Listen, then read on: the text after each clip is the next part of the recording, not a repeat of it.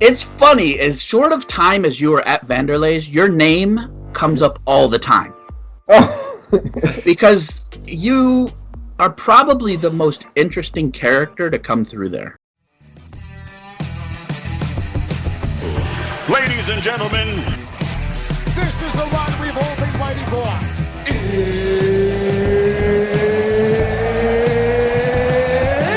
it's good night, freaking Irene! Let's get ready to rumble! Time! Knows how to knock people the fire truck out. Oh, Frenchie. Obviously, Frenchie's not your name. Yeah. Are you from France originally, or did we just make that stuff up? No, I came from France, so Okay. when I joined the team, so every time the guys keep forget my name, and the guy Chris from North Carolina, he came there to make a fight camp, and he couldn't remember my name. It doesn't matter how many times I told my name, and he gave me the name Frenchie, and it goes from there. That's It came from there. anytime we bring you up, it's Frenchie, and it's like, oh, Frenchie, Frenchie, yeah. And it was, and then I was like, what is his name? And then it was whatever the other name that you have on social media. It's with a B. Yes. And then I was like, I don't even know how to pronounce that. And then when I just looked up your Skype, I'm like, that's a totally different name.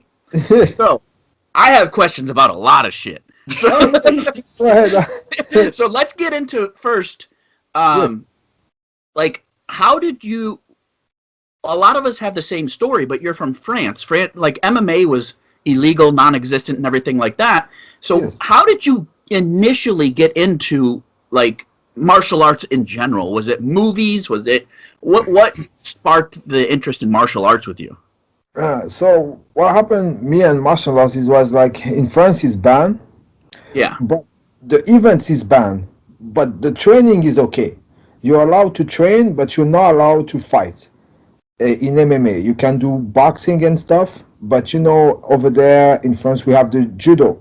So the judo lobby was scared, to put it that way. Yeah, they were scared of their students go to other martial arts, to go to MMA, because MMA at the time was way more popular and had way more money than judo, because judo, all you can do is Olympic or fight for medals like Naga and stuff like that. Yeah. So to protect the judo community, the judo used all they could to ban the strike on the ground. They used that as the code of sportsmanship. They said that this is not sportsmanship if you hit somebody on the ground who could not defend himself. Mm-hmm. But we all know that it's not because you're on your back that you lose the fight. You can put the triangle and then win the fight. Yeah. But many people try to show that to the official, to people in high places in politics and stuff. But it didn't work until last September. So MMA in France become legal in September 2020. Wow. I didn't know that. Trying that since the 90s. Yeah. The 90s they've been trying to put this legal, but now it's finally legal. We had our first MMA event, Bellator, in Paris. Mm-hmm. But with the restriction and stuff, it was more like a local event, with local European fighters. Yeah. And some fighters had a lot of problem with the COVID test and stuff, so the card went down a little bit, but it was a pretty good card. So how did you, with there being restrictions and limited access to the training and things like that, what initially when you were younger even got you interested in martial arts? Like at first I was looking, like in France we had that blood sports, Rocky and all those martial arts movies. But then my mom bring me a DVD of fighting event in Brazil called Mecca Road. The Vale Tudo stuff, Okay. stuff. And she said, "Here, I got you a nice movie." She was thinking it's a movie. So I said, "Okay, let's play it." And then I saw that and I was, oh shit. That's what I want to do. That's crazy. That's so cool. And I start keeping digging, and then we had at that moment Fight Sports, the magazine Fight Sports, and they put Pride. With when you buy the magazine, you had the Pride and all Jungle Fight stuff DVD, and I kept from there, kept buying them, and then one day I was like, oh fuck, I gotta see this live. So I saved up and money, and one day out the blue, I took my bag and went to Japan. And then I said, I gotta see this thing. And I started to sing the Pride 2003 in the Tokyo Dome, 80,000 people, full house. Oh wow! The best event in my life. I'd never seen something like it. And then I decided to stay here in Japan, and it went all from there. So, like, you had stories. I remember you would tell us stories, and some of the stuff that like we would say, obvious, it wasn't negative about you, but none of us could figure Frenchie out. Frenchie travels the world. Frenchie doesn't have a job. Frenchie hangs out with Noguera. Frenchie has been on the Pride bus. Why? How does Frenchie know all these people? And like we were like, is Frenchie a spy? Is he like a James Bond, or is he like this billionaire? Nobody could figure out who Frenchie was, and it was funny because we would always joke, and I'm like, no, Frenchie's like a James Bond spy. He's rich. He could go anywhere in the world. He knows all these people. He's just like the international playboy, but nobody could figure it out. So you had a passion, and then you kind of got into Pride when it was big, like kind of just seeing the events, being in Japan, and then kind of how did you get integrated into that whole scene there? So first I went to the Pride show, and what happened is they had one fighter, a French fighter. He fights in there, and he didn't have any translator. Oh. So I was there. I was at the conference and shit. I was, hey, I can do that. And then I start translating. And then another event also had the same problem with the Brazilian fighter. They couldn't speak Portuguese, and I was, hey, I can do it. And went up from there. He went up from there. I was like, I know this guy from the gym I was training in Japan. We had the Shooter Box Academy. So it was the first Vanderlei gym outside Brazil. It was in Japan, the Shooter Box, you know? Yeah. And that's where the first gym outside Brazil of Vanderlei. So I was training there in Japan, but the crazy thing is inside, nobody was speaking Japanese. Because it was, Nikkeis. So Nikkeis means Japanese who has Brazilian descendant. Oh, okay. So they were speaking Portuguese. So I was listening to Portuguese every day, get along with the guys training, and that's when all from there. So you learned Portuguese by just training with them?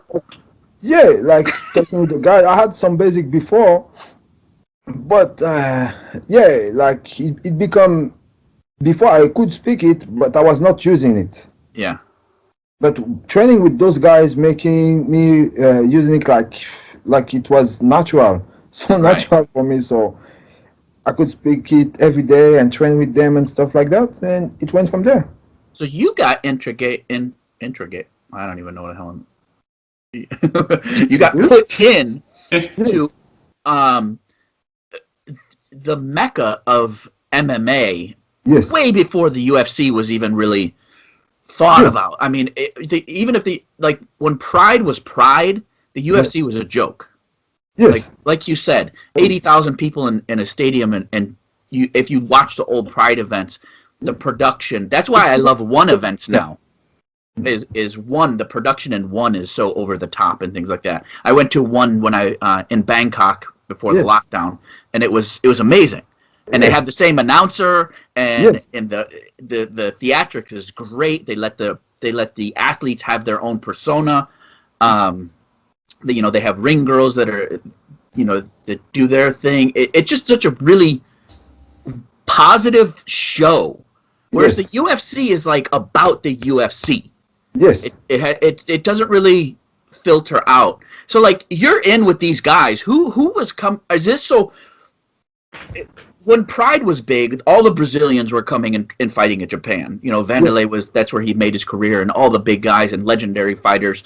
So were they all coming and training at the Shoot Box Academy there with you? Yes. Ah, So okay. we had sometimes seminars also with the Shooter Box guys. So we had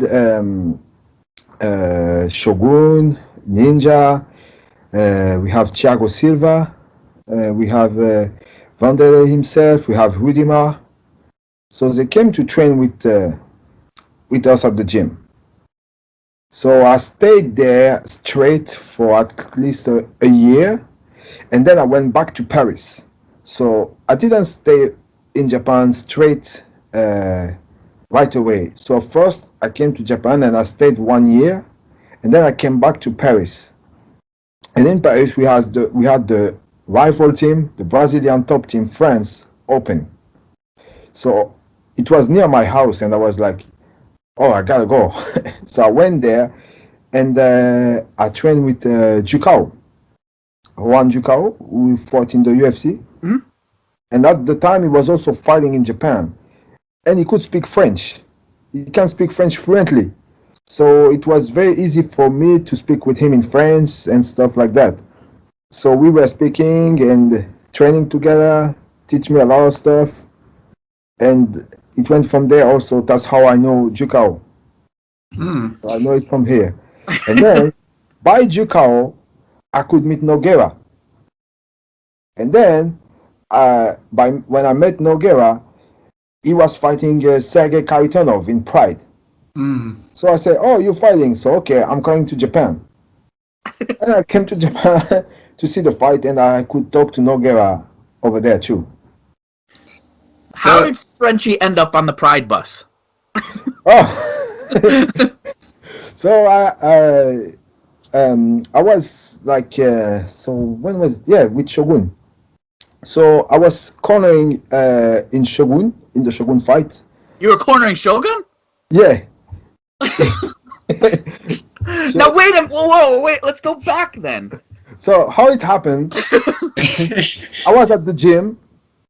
In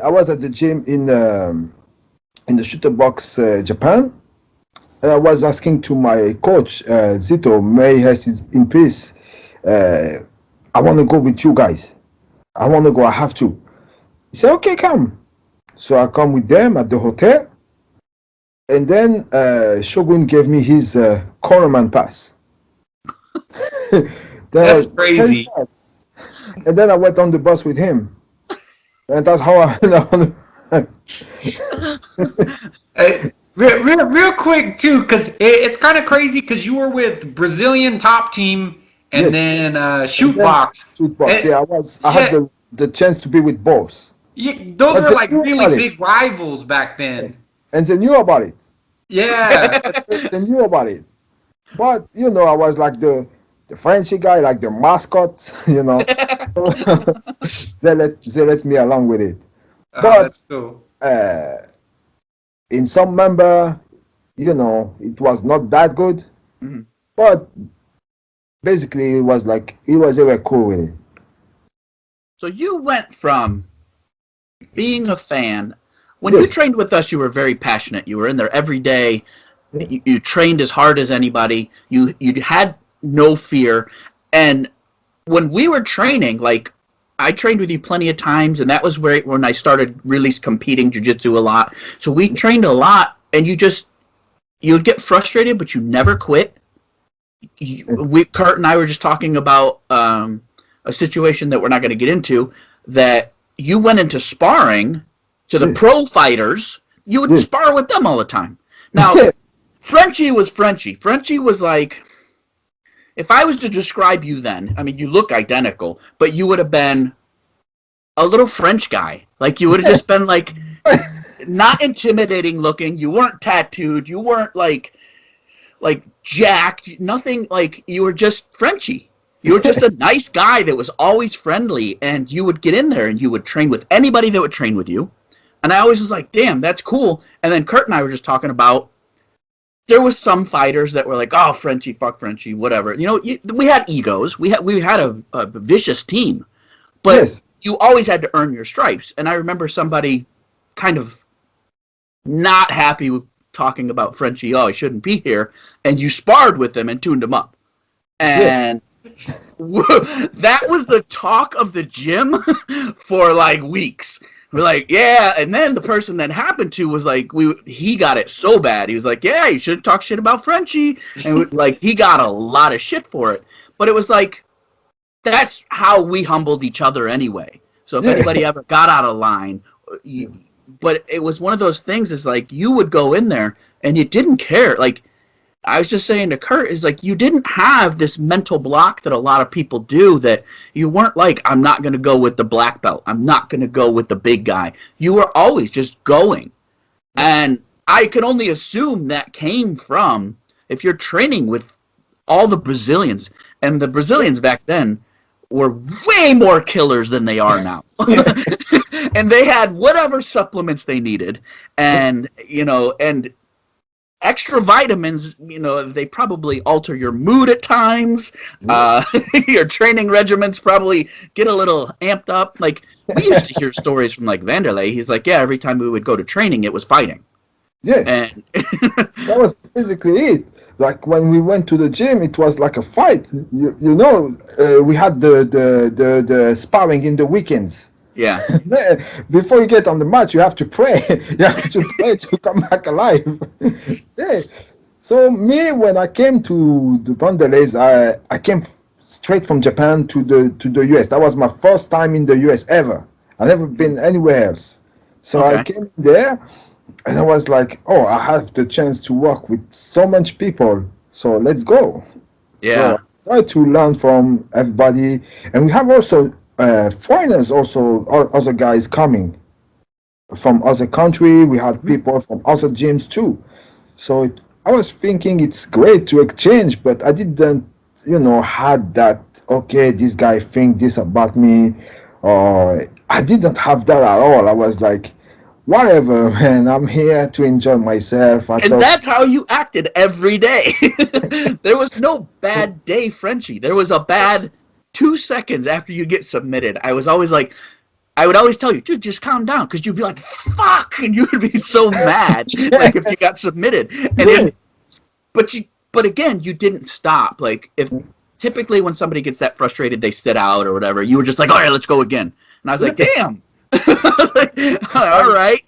And I was there, like, at first when I came there, I was scared to not be good enough to be there. Yeah. That was made me frustrated. I was like scared that they pull me out the pros and tell me, oh no, you're not good enough to be with the pros or to be on the mat, period. So you have to go to the lower class and do the basic. Yeah. So this was stuck in my head at first. I was so scared, but as the months went by, I just came and have fun and train with the guys. And I see when I was like that, my level was going up. Definitely. Because there was nothing blocking my head. I was like, I'm in the US. I have In-N-Out burger down the street. So I was like, hell yeah, let's train. And then I went to eat In-N-Out, go to the South Point Casino. It was great, man. It was definitely that way. And you were there at like a really good time with the gym too. Like you were there still with most of our amateur team with Mike Smith, right? You were still there when he was there? Yeah. So you were there at like kind of like the heyday after, like right after when we had a big pro team to where we had a giant, really good amateur team and a lot of good pros still in there. And so like our sparring and things like that, it was high level. So they would tell you, you probably shouldn't come to sparring if they thought that, you're just going to get tuned up. I mean, the guys that we were training with are now in the UFC and gone on to retire like champions in different countries and things like that. So, like, you had a really great time to come into that gym. It was a great experience to be able to have. So let's go back to Japan. Now, I don't know if you have the clearance or I have the clearance for you to tell me what your real job is, because otherwise you're just going to keep being a spy. But I remember you telling me, because I asked at some point, 'cause I was like, this guy's not a fucking spy. And then he's too nice. And then I was like, maybe that's part of it. But you told me you sold wine. Yeah, like everybody was asking me, and I kept explaining to them, and they were like, no, that's Exactly. right? So like, no, it can't be like that. He has to do something else. But yeah. Basically, what I was doing is I had many jobs in Japan, and what I was doing is I was saving enough to come to the US. And after, when my money runs out in the US, I just come back to Japan and work again. Yeah. And then go to US again. Just let me turn that off. And yeah. And so my first job, I was selling wine in Japan. So I was working for a French company that sent me to a lot of places, big department store, and I had to introduce French wine to the Japanese. Okay. So make them taste it and explain where the wine came from, the wine history and stuff like that. Then I came to the US to train to make 3-4 months, and then I come back to Japan and I had another job. I was doing securities for celebrities, DJs, escorts. I remember those pictures. The Walking Dead guy. Yeah.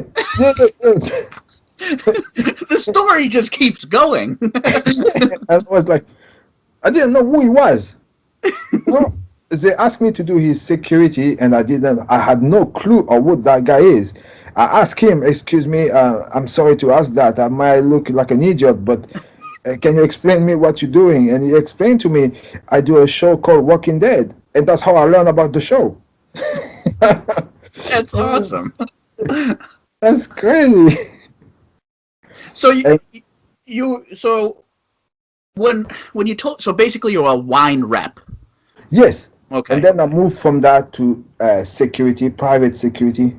Okay. So I was managing the security. So it was basically like a big kind of club thing, like kind of the lights in the Mandalay Bay.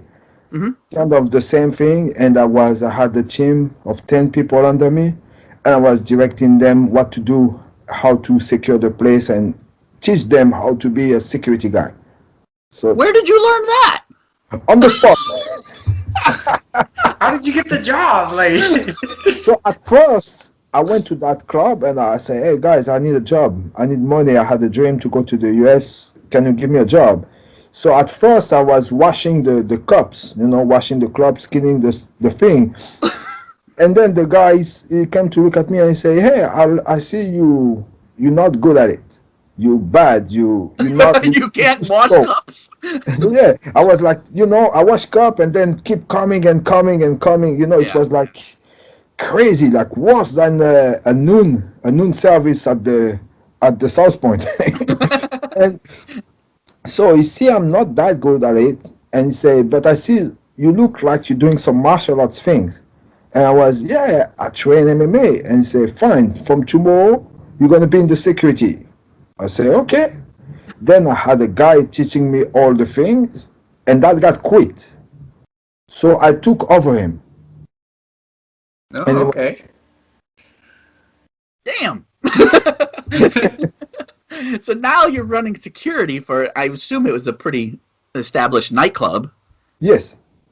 Jesus. And then, I mean, you're hanging. There's celebrities coming in and things like that. And your goal. So where are you training at that point? Now? No. At that point, where were you training? Yeah. Back then I was training in the Akiyama's team. Sexyama? Yeah. Oh, okay.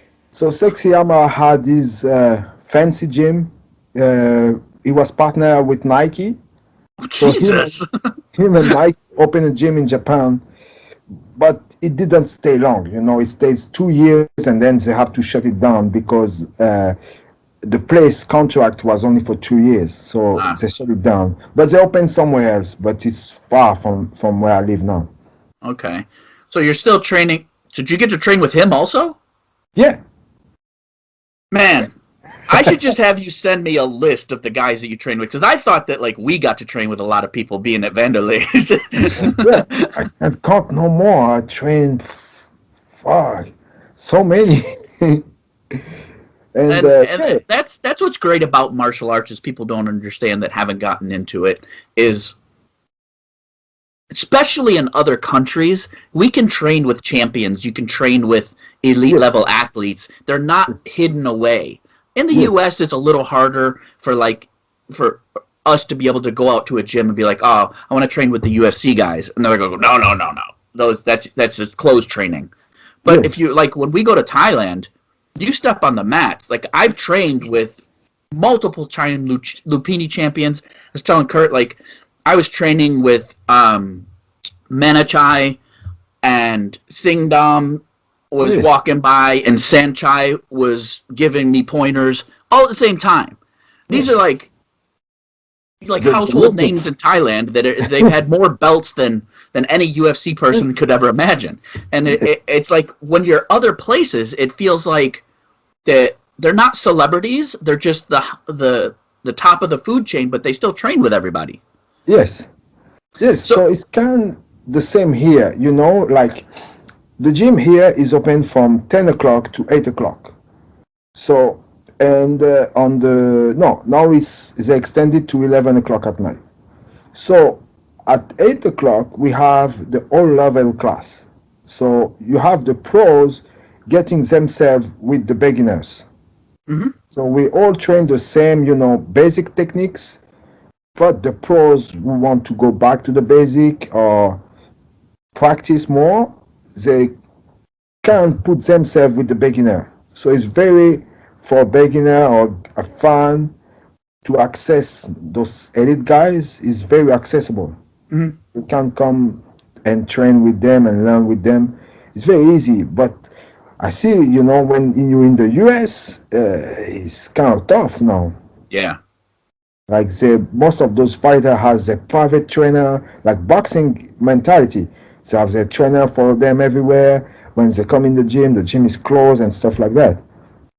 And that's another thing. Like again, it goes back to like I was telling Kurt and I were discussing is like if you go on your Instagram, Yes, Mayweather, Baby Slice, like literally, and the pictures of the people that you train with, they're yes. not they're not like I guess people I I would say like remember that like moment with Baby Slice, man. but I thought like life was gonna end.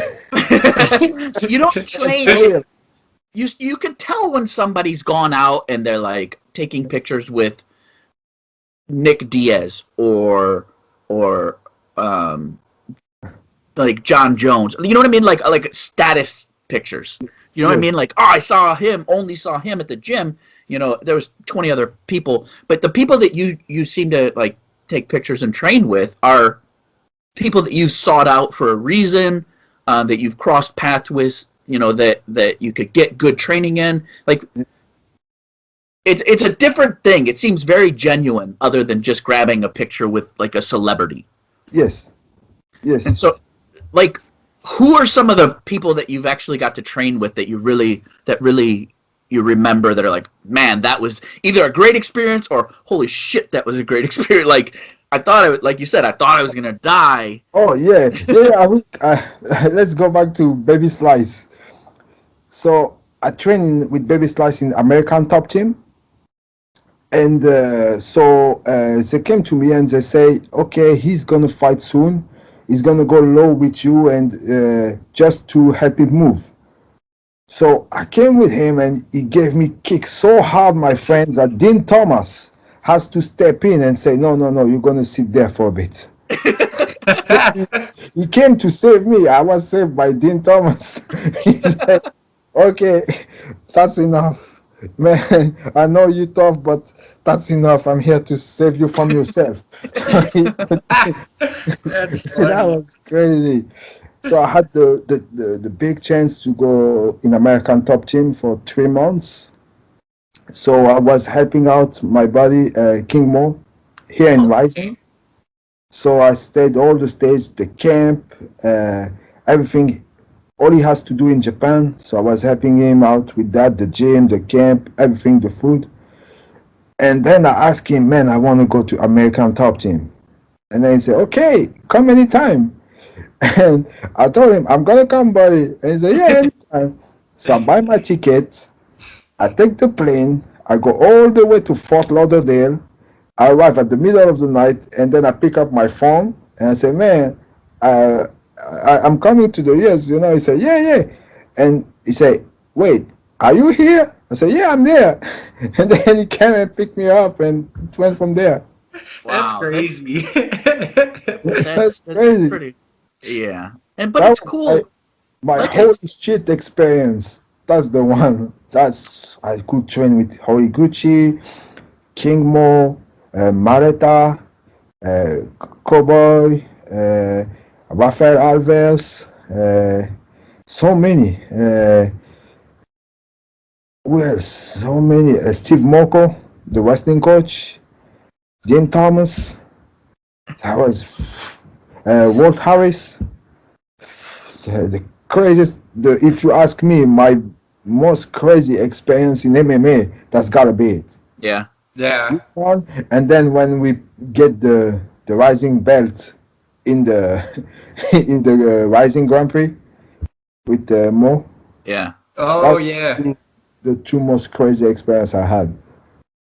You've, from what I see, and like Mhm.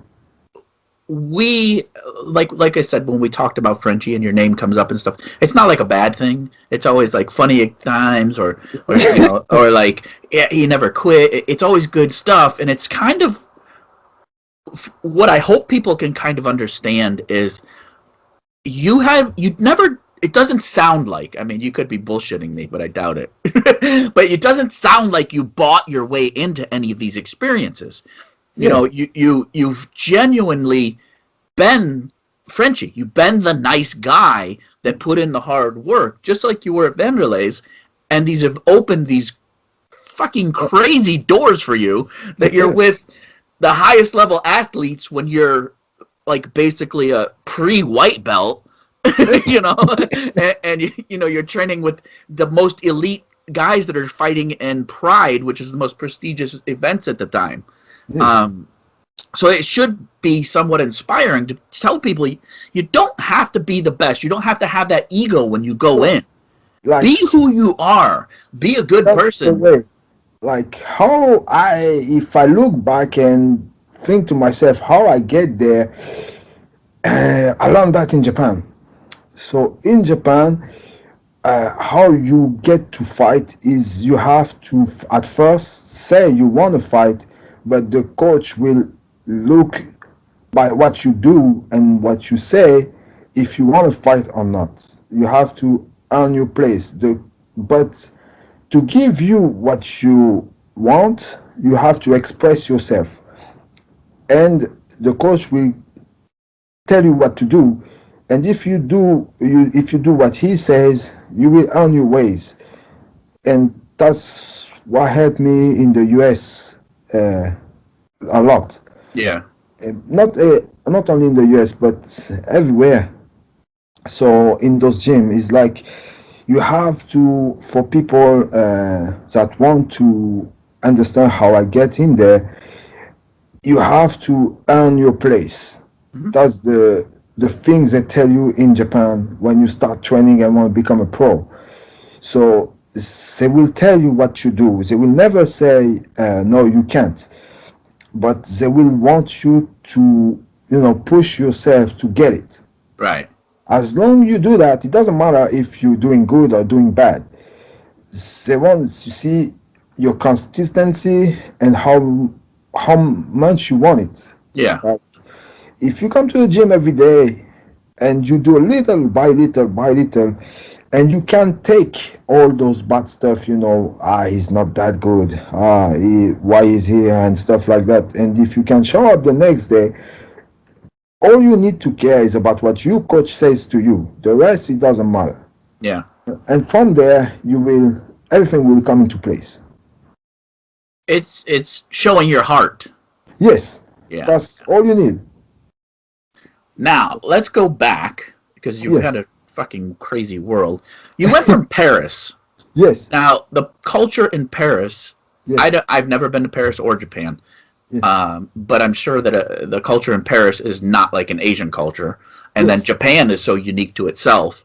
So, like, what was that when you were young, jumping from Paris to Japan? Like, I'm just going.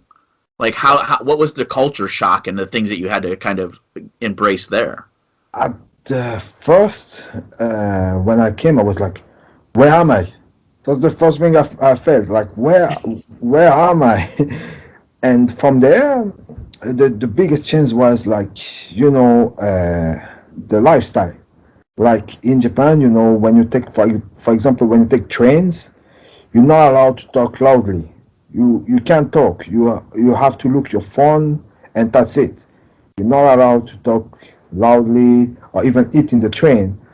And I didn't know that. So Yeah. I came in the train, I had my lunchbox, I sit next to somebody and I start eating and eating my rice. And everybody was looking at me. What did I do? What did I do? I was scared. I was scared the hell out of me. And then they start to explain to me, no, you can't do that here. It's okay, you didn't know. And I was thinking they're going to kill me. They gave me the look like I did something real bad. But that was the culture shock thing, like how also, I think in English we say red tabbed, always following the red tab, like the rules. There's only one word, to do Okay. things. You can't do, for example, if I basically sum it up, like 2 and 2 is 4, right? But 3 and 1 is also 4, right? Oh yeah. But it's not like that. If they say if 2 and 2 is 4, there's no other way. Okay. Even if you try to show them, but you can do like this. If they learn one way, that is the way, because Okay. they are. If you say in Japanese, is manual ningen, which means human with a manual. So they have a word, and they can't not deviate from that word. If they learn something that way, then it's that way. There's no other way. Okay. And that's what shocked me to this day. That's Yeah. interesting. To this day, my friends, still shock me. And how they react to the mistake. Like, if when we're in the US, you do something wrong, it's okay, it's wrong, we scream a little bit or whatever, and we start again. But here, when you make a mistake, it's like, it's you yourself made the mistake. But for not everyone, but for many people in gyms, your mistake is scared that your mistake is going to reflect on them. Like, Mm. oh, I'm training with this guy, so if this guy making a mistake is going to make me look bad. Gotcha. So I had that, but you know how I am. I just let it flow, But yeah, that's the culture shock you might have coming. It's not everywhere, but it's the majority, yeah. But that's how they kind of keep a lot of tradition, then, I'm assuming, right? Yes, like for example, here in the gym, the pros has to clean the gym. We have no staff cleaning the gym, so we have to clean the gym. Everything has to be neat for the beginners to come training. And when the beginners finish the class, then they clean. So Okay. there's always a scheme on how to do things. Like you cannot deviate from that. Like, and also when you're in the gym, the coach sayings is absolute. So if the coach says something, is like this. You can't answer back or something. Or yeah, but I did that. I thought so. But whatever he says is absolute. Mhm. And you can, if you're late, you're gonna make the cleaning. Like wash the thing. Your coach can send you to the con laundry and wash the gears of the guys and stuff like that. Clean the gym or stay longer to help the amateurs fighting and stuff like that. It's very like kind of military mentality. Mm. I personally don't see anything wrong with that. I think I that do as well. I think that it builds a very strong team, a very Yes. strong community. Yeah. I think that with the way that the United States is constantly changing and Yes. we're offended by this today but not tomorrow and that type of thing, that we can't instill those type of things on people. Yeah, but it's good you say that point because unfortunately at the time when I was there, when I started coming there, we didn't have the social media. You know, there was no Facebook at the time, no nothing like that. But now with Facebook and shit, we start saying what I hate the most: team inside team. You know, like Yes. we go in the gym, but you have two teams. You have this feeling of two teams inside a team.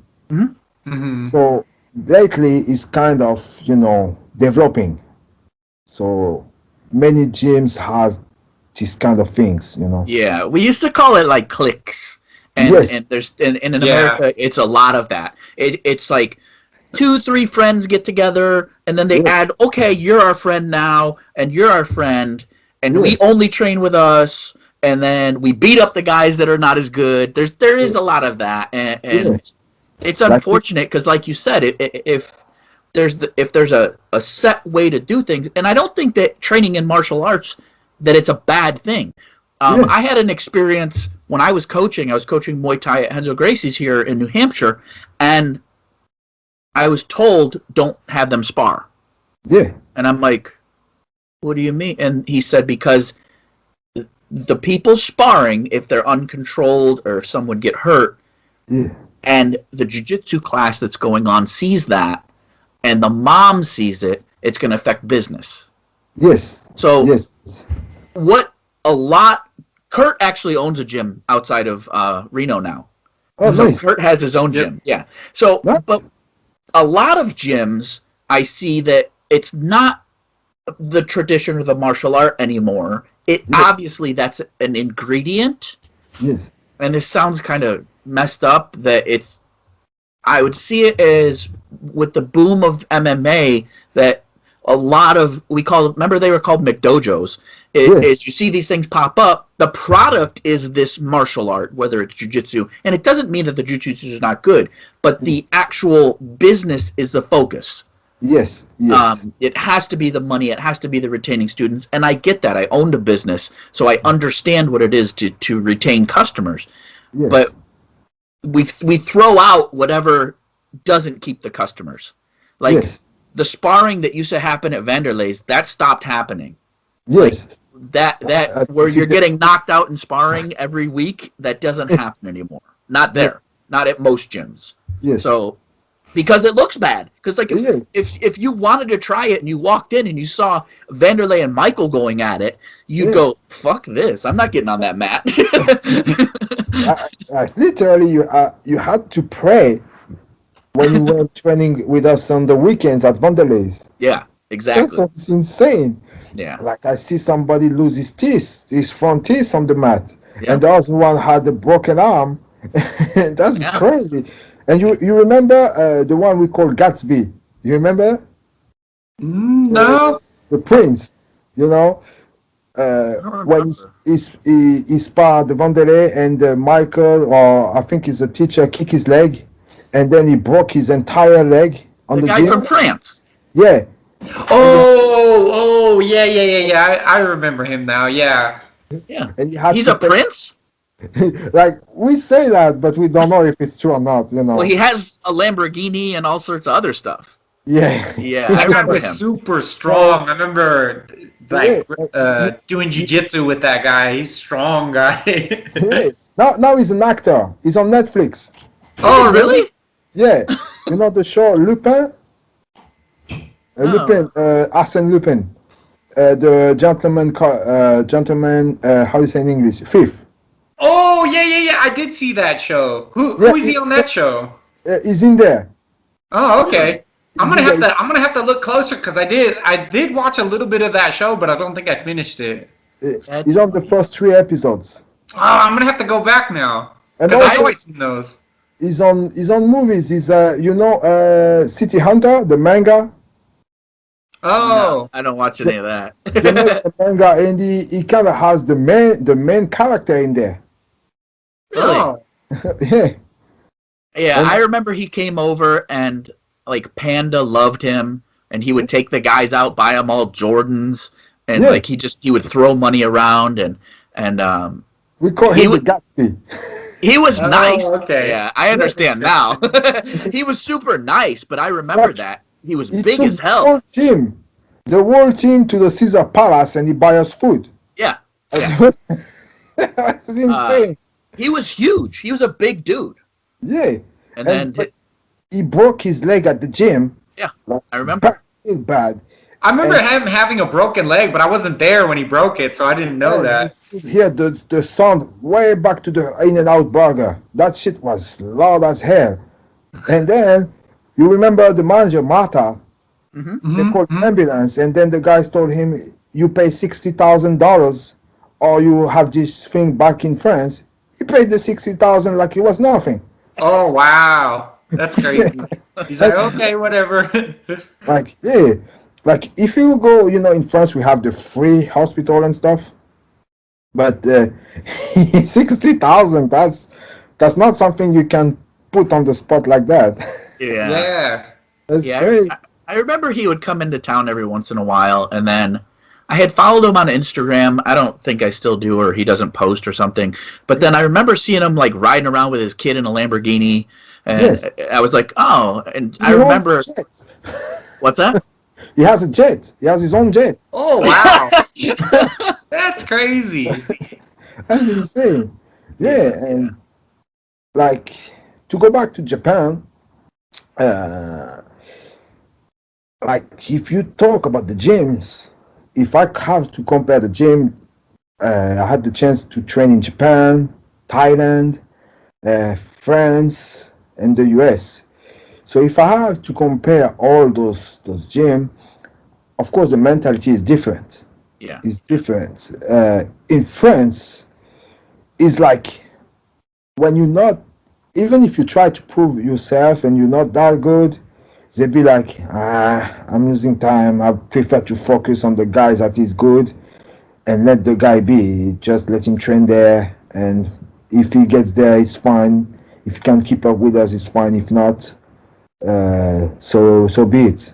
But in France, they insist a lot on the technique. It's like the coach will tell you, okay, do 200 jabs. So he will let you do 200 jabs and then he's go somewhere. And when he come back, he expects you to still jabbing until you make the movement correctly. Yeah. Kind of same in Japan. It's kind of the same. But also we have that in France we have this term that's called team recuperator. So I don't know how to put this in English. It's like, for example, you have, you know how it is, like, oh, I don't feel good in that gym, I want to change trainer. Like the guy is having a mental breakdown, and those gyms try to, oh, that's our chance, let's grab him and make some money with him. Oh, There's a lot of that in France. So it's that kind of thing going. So it's, but the gym lately, like, and they attract those guys with sponsorship, with contract to the UFC. Oh, if you come with us, we give you contract to the UFC, and they want that. They, of course, when you fight, you want the fame, you want to be known, and oh, my coach didn't give me that yet. Why I stay? Why when this guy can give it to me? But Right. what these guys don't understand is, as once you lost, then they will back off. I lost my time. Yeah. That's it. You're done. But if you stay with those guys, you know, and be like Japanese on your way up, then you will got your thing, and your coach will respect you because of your loyalty. But lately in France, I see that they kind of try to get you with that, hmm and I don't think that's good. it's we would call it like poaching. Yes, Like you're poaching. You're stealing an asset from another team that to try and what it'll do is it helps bring the name of that gym up because they're Yes. like, oh, but we have this up and coming guy that we're getting in the UFC, so that Yes. boosts the gym credibility also. yes, And then the guy thinks he has an easier path to his Yeah. goal. yes, And there is times that happens that you don't click, but to just go with a guy that's like, yeah, but your dreams, I can make them happen. There usually should be a red flag when somebody just goes, yeah, you leave there and come here and we'll do this. And it's like, okay. Aladdin, the Disney thing, like the genius. Oh, Aladdin. Yeah. And you have the evil guy. It's Yeah. the same thing. It's the same thing. But in Japan now, they had, if I go back to Japan, they had that the YouTube thing. They see Jake Paul making bullshit money with Mayweather and stuff. Mm-hmm. So they're thinking like they have the bad thing to put the views before talents.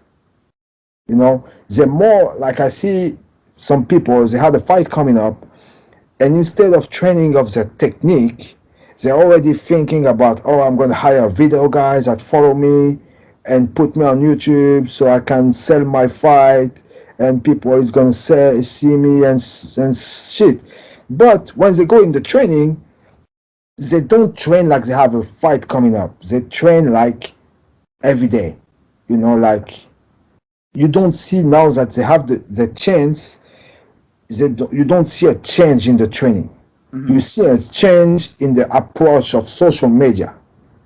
So it's almost like they're preparing to put on a show to try and promote the fight instead of put the effort into preparing for the fight. Yeah, actually training hard. Yeah. When I train with those guys, I see the default they had is not corrected. They still have the same problem there and there. They try to improve, but they don't put as much of effort in that as they do in social media. Yeah.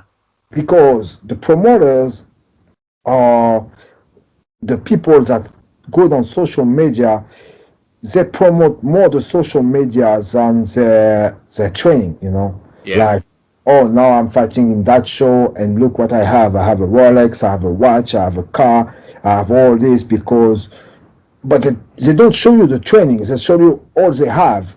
And in those mind of those young guys, I want to be a famous fighter. They see that and say like, that's where I want to be. Like, I was talking with my teammate the other day about that. Like, about the US promotion. We have PFL now, we have Bellator, we have the UFC, we have LFA.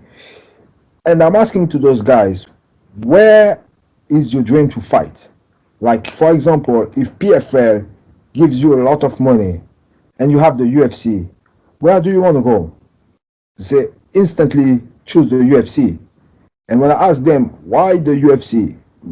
They ask me because they don't tell me about the competition level or to challenge themselves. No, they tell me because it's the most known here.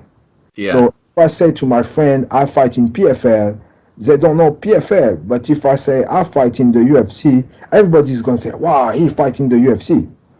Yeah. But what I always say to people when I talk fight about people, about the UFC, I say it's not to be in the UFC that matter. What's matter is what you do in the UFC. Like, if you get your ass kicked in the UFC cut you and that's it. Mm-hmm. And you will remember as somebody who lost in the UFC. Yeah. But they don't understand that now. Yeah, and there's so many of them that you thought that, these are going to be stars. And that's the thing is, like, there's people like Mayhem Miller, who was he was coming up and he was a character, and then they were like, oh, he could be a star when he comes over here, and he shit the bed. He just couldn't do it. And I loved him. I thought he was great. He was great. Wild. And he was good at jiu-jitsu back when it wasn't the biggest thing.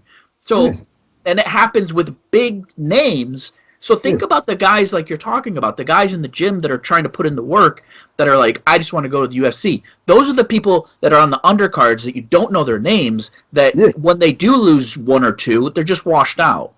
You if you're staying at a gym and putting in the hard work and building your name, and then go to the UFC, and then you have the experience. If you already fought in PFL or something along those lines and built a reputation, then to get the UFC, like you said, it's not signing to the UFC, it's what you do once you get in the UFC. And that's a huge thing that people don't get. And like you said, that's pretty much anywhere. If you ask any MMA fighter what their goal is the UFC. In the States. If you ask in Asia, they want to fight for one. Yes, like I had the blessing to work with one also. I don't know if you saw. I was working in the biggest card, the 100 show, the 1 century. Yeah. I was coaching a fighter over there. He fought Sama for the inaugural belt, the 125 belt. Okay. In the Muay Thai rules. Oh, nice. That was amazing. That was amazing. And you know what? The Japanese, they didn't like the show was okay on social media and stuff, but because we had a typhoon, big typhoon, so the people couldn't get in masses. But the show did well on TV and on pay-per-view.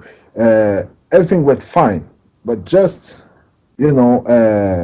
here, because not many people could be in the arena, people still they didn't do good. Oh, we went to the UFC, but they were like a big, huge typhoon that the authorities didn't let you go out your house. But still, they didn't. And, no, I'm gonna go to the UFC. Look, the UFC, they have sponsorship, they have Reebok and blah blah blah. And they're more focused on that than the fight themselves. Yeah. And that's not that. I think it's not good. Well, but look what the PFL does. Like PFL is, if you don't train, I heard that. I don't know if it's official yet, or if the PFL say something about it. But I heard like when you're not fighting, but you're still in contract with the PFL gives you money to train. Okay. Oh yeah, like a stipend. Yeah, like a fighter pension or something like that. Mm-hmm. And I explained that to the guys. Like, if you train in the UFC and you get injured, the UFC pays you only if you injured yourself during the fight, the period of fight camp. Like, the PFL gives you money all year long as long as you're with them. And they're like, nah, I prefer to go to the UFC. So that almost sounds like the PFL is actually having employees, whereas the UFC is a subcontractor. You work for yourself. Yes. Mm-hmm. They went a totally different way, which even when so PFL is like the blend over from World Series, right? Yes. Okay. And now in France, PFL is getting a lot popular. Many people want to get in there. Okay. PFL in France and European country has a big image. Yeah. Because it start taking the European talent from Cage Warriors. They start to be interested in the European market. So we have a lot of European guys and foreign guys from many different countries, and those guys, they see the $1 million. They want to be in there. Yeah. Because you have the possibility to get your $1 million, but also you get paid for the fight you put in. Yeah. So those guys, when they see a contract like that, anybody wants to go. And I would want to go myself. Yeah, and there's a lot of organizations that are doing that are kind of evolving with tournaments. Yes. Like one bringing the high-level grapplers in. They have kickboxing rule set, Muay Thai rule set, big glove, small glove. I mean, they're doing everything. And then when I watched one and I knew that they were doing kind of like the big glove, small glove thing, I was kind of like, how does that? And then sometimes a cage, sometimes a ring. How's that going to play out? And then when I saw it, like live, I was like, this is good. It all works. Yeah. I was actually training with Lurdzilla when he signed his contract with them. And he was explaining to me, he goes, yeah, I think he was a 3-3. Like he had a 3 big glove and 3 small glove Muay Thai rule set contract with them. So they have opportunities of different things, Yes. which is really cool.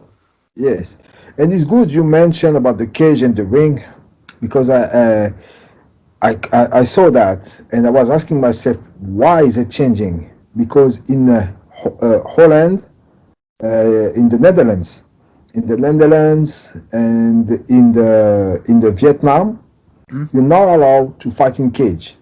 Oh. So in Holland, you're not allowed also to fight in the cage.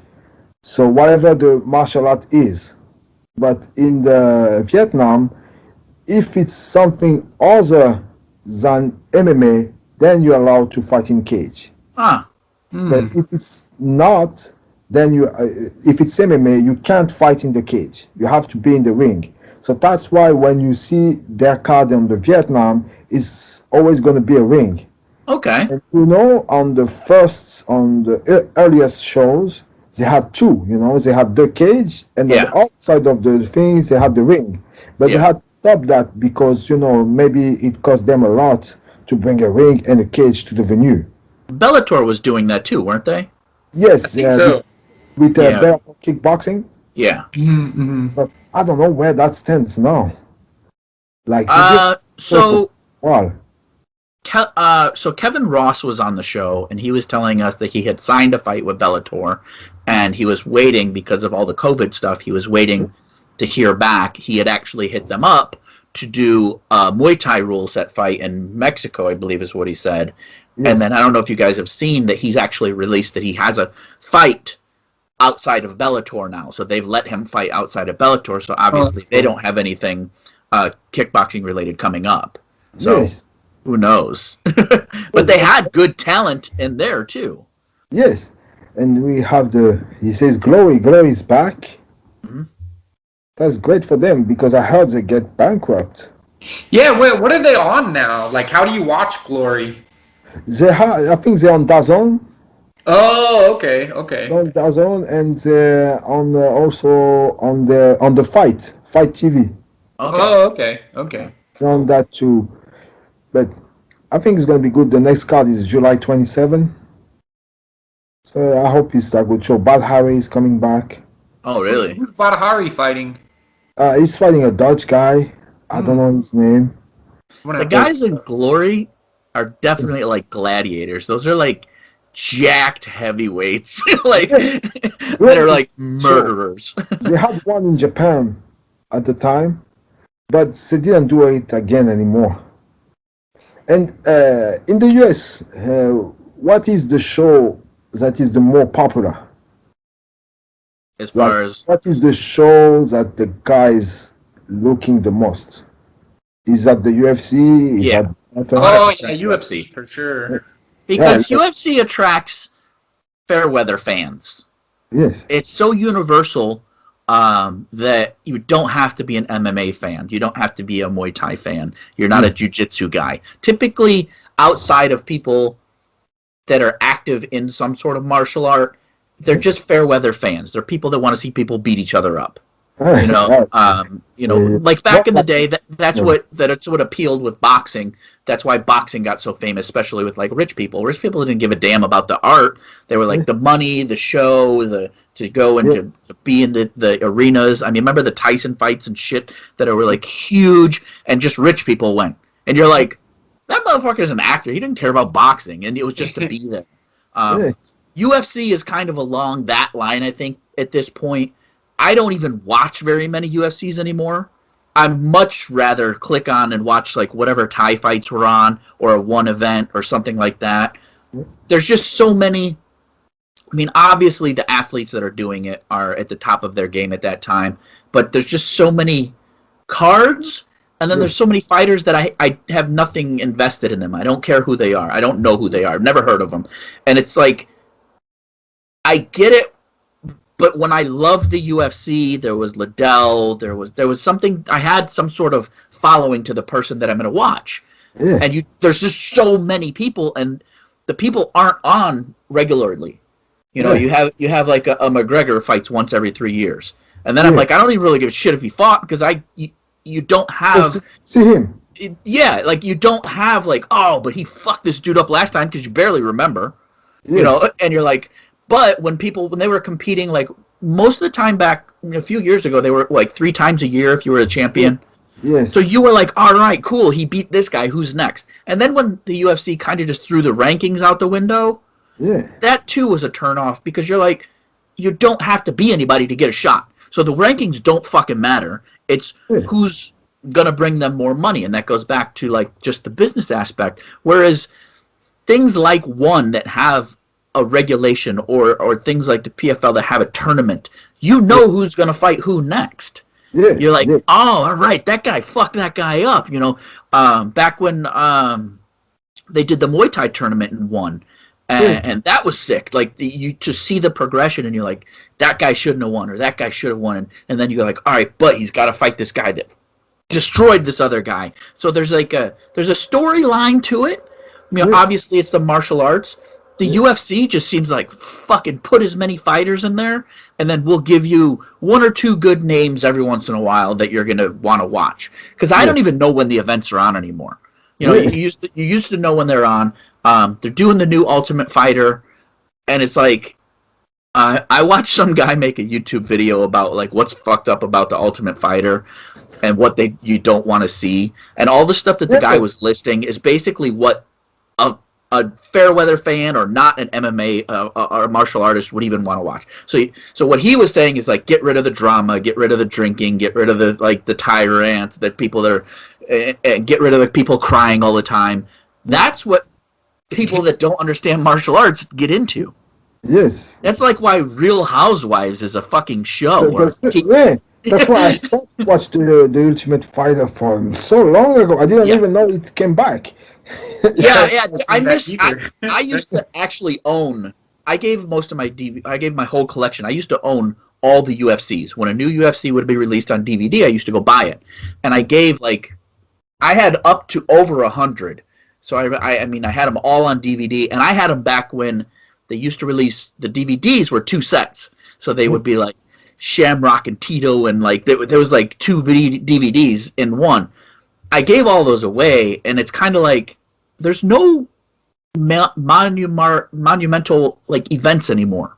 Yes. Like a McGregor coming back isn't a monumental event. It's kind of, even if Jones went and fought for the heavyweight title, and they're like, because it gets old when Dana says this is the best card we've ever had, and you're like, motherfucker, you said that about the Ultimate Finale. You know, you said that about the card that we didn't know anybody's name. Yeah, it become like a trademark or something. Exactly. Yeah. It's like his catchphrase.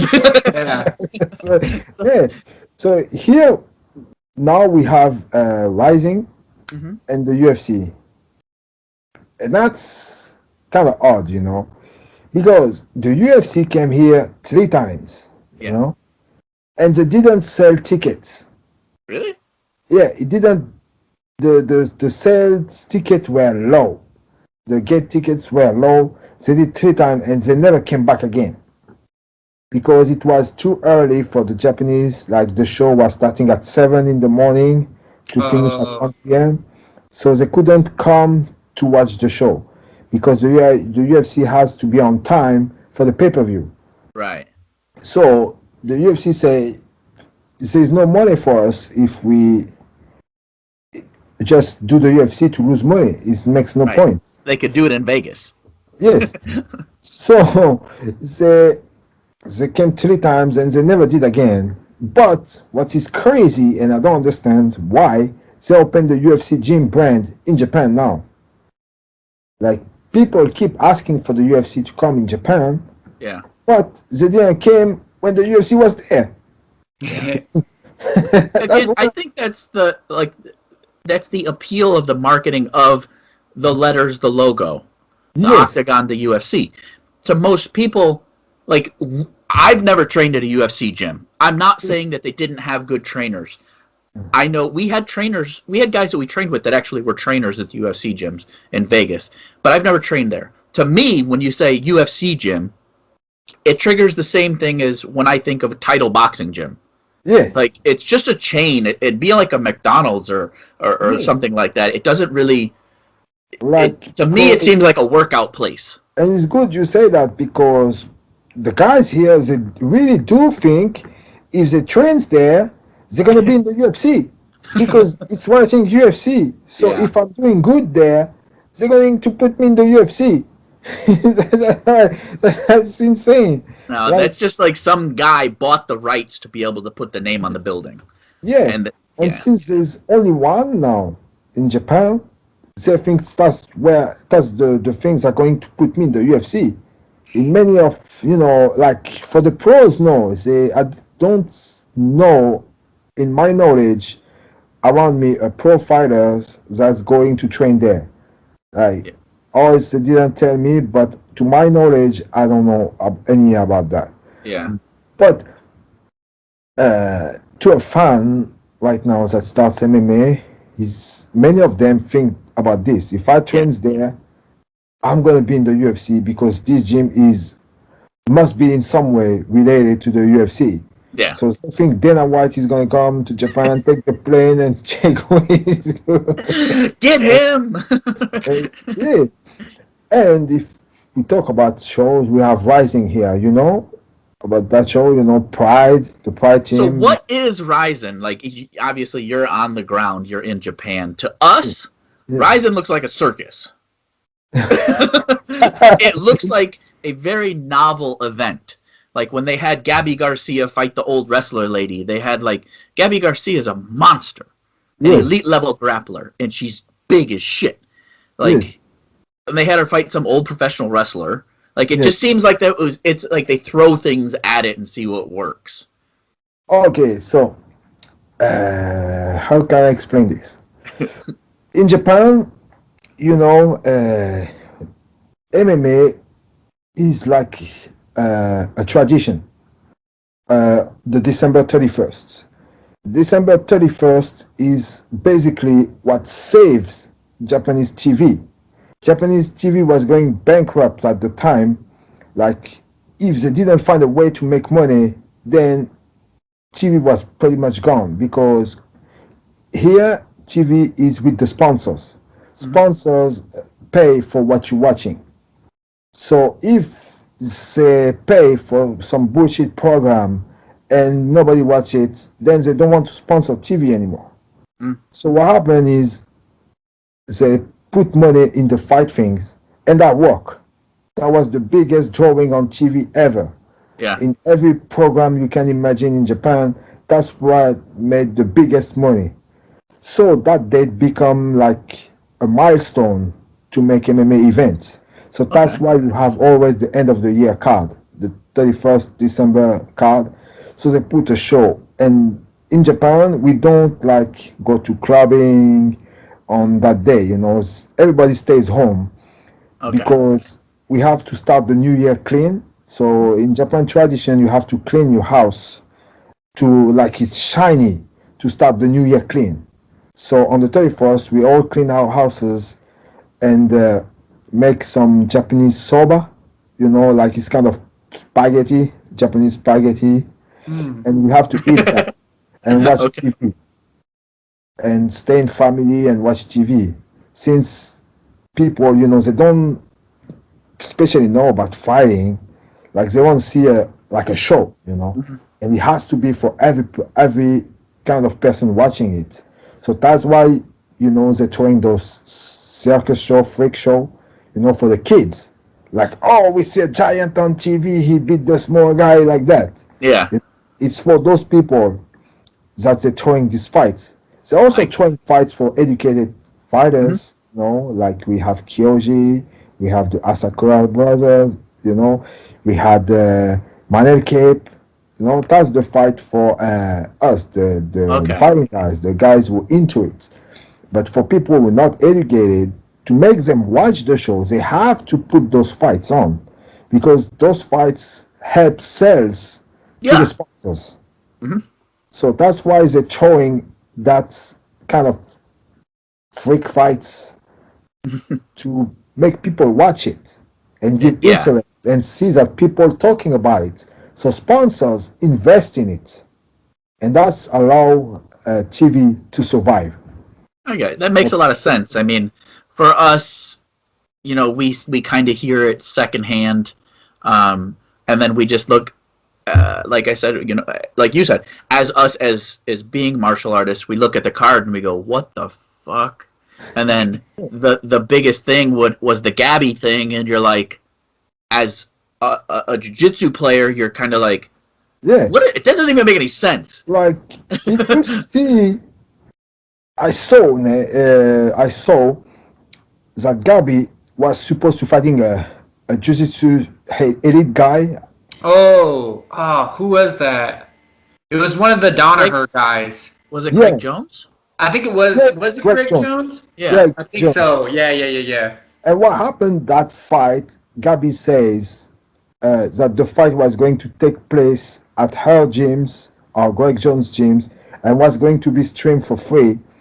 And Greg Jones was putting his career on the line and saying, if I lose, I stop jiu-jitsu and be a part of the BJJ community. Then Gabby post on the Instagram that the fight is cancelled and wants the fight to happen in Rising. Oh. Are they going to do it? I don't know. But She is still an elite level grappler, but I don't know that her technical ability, because we saw her at Worlds. She's a beast and she's an elite level grappler, but she also is just way bigger than all the women. yes, So there's that huge size advantage with great grappling. Now, if you put her against a guy that's similar size with great grappling, I don't know how. I don't see her winning. And that's She's probably still significantly bigger than Greg Jones, though, right? Because I don't think he's like. like I'm I not have sure what he competes friends at, but she's got some weight on him. But she goes up and down, and then do you like, follow her I on was Instagram? great. Mm-mm. Do you follow her, Frenchie? Do you follow her on Instagram? I met her many times. I talked to her in Japan when she's come to Japan. Her Yeah. Instagram is odd. She's But a I didn't watch pole stuff. dancer. She is like a adamant pole dancer. Really? Go Oh to yeah, her, I saw that. go to her Instagram, and Yeah, I saw almost that. all of her posts are her learning pole dancing No. as a not stripper thing. It's like to work out, but Yeah. she's just Fitness like something. all the time pole dancing videos. I'm like, what the? There's no jiu-jitsu videos.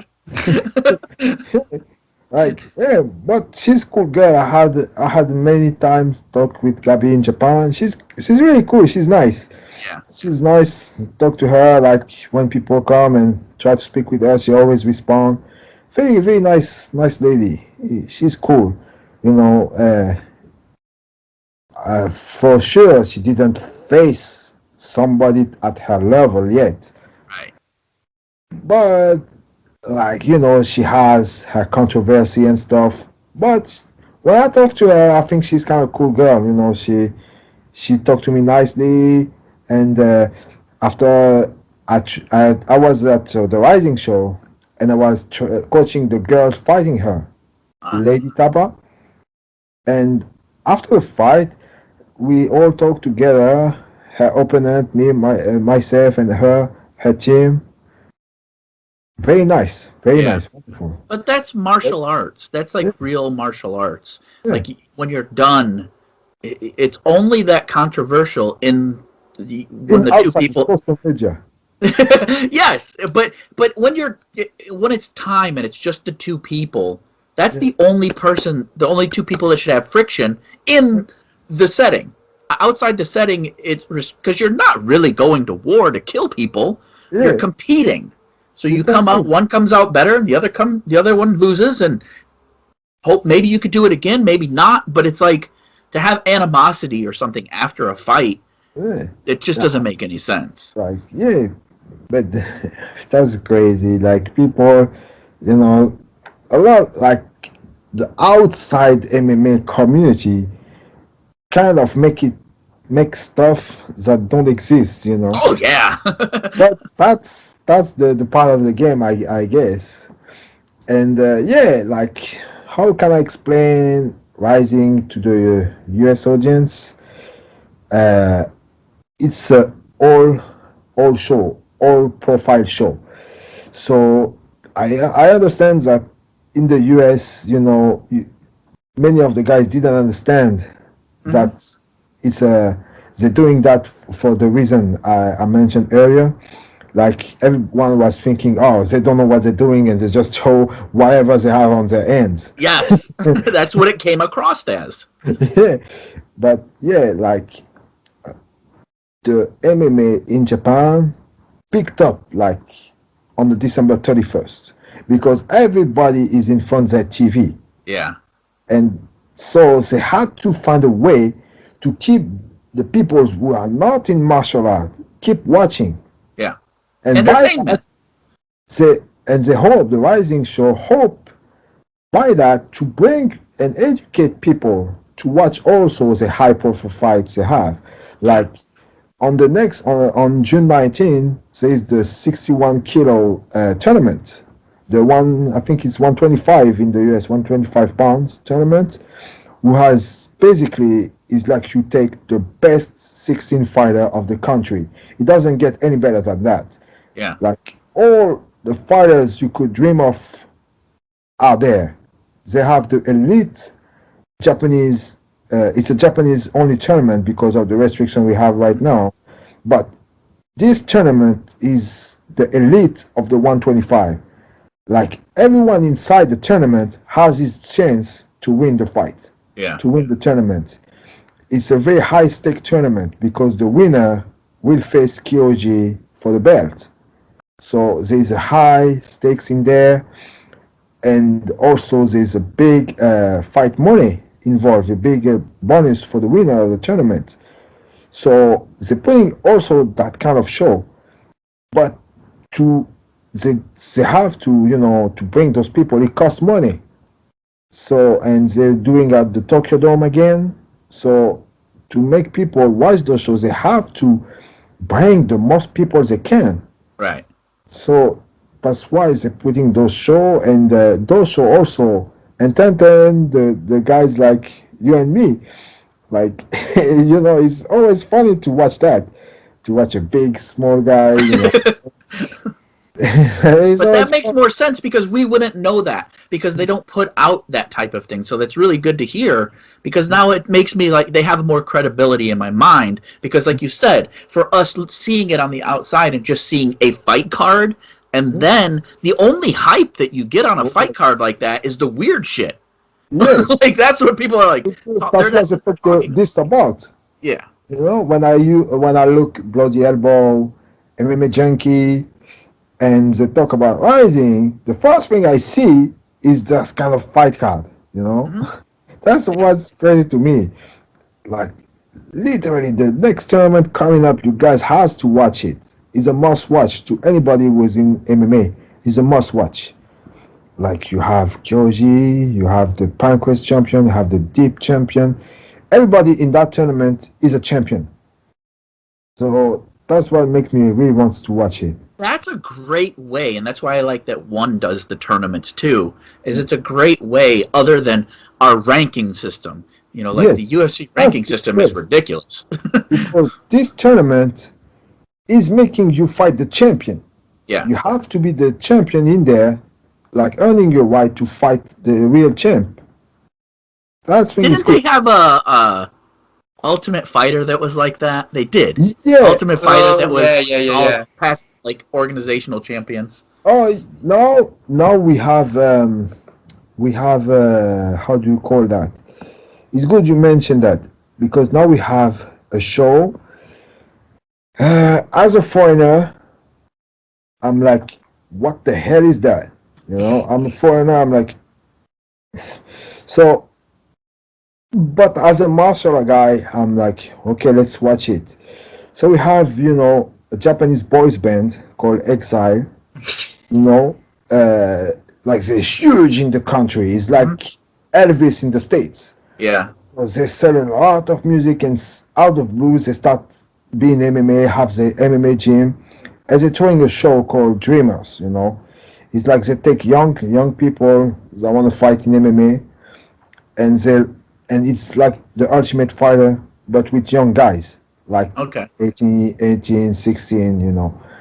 They're throwing that show at the moment, and they kind of put off storylines behind it to make it like the young girls crying about it, and oh, I like this guy, and watch it. Like it's basically like, you know, Beverly Hills things, you know, when we were kids and watching. Yeah, Okay. yeah. It's kind of that thing, but with MMA, and people enjoy it.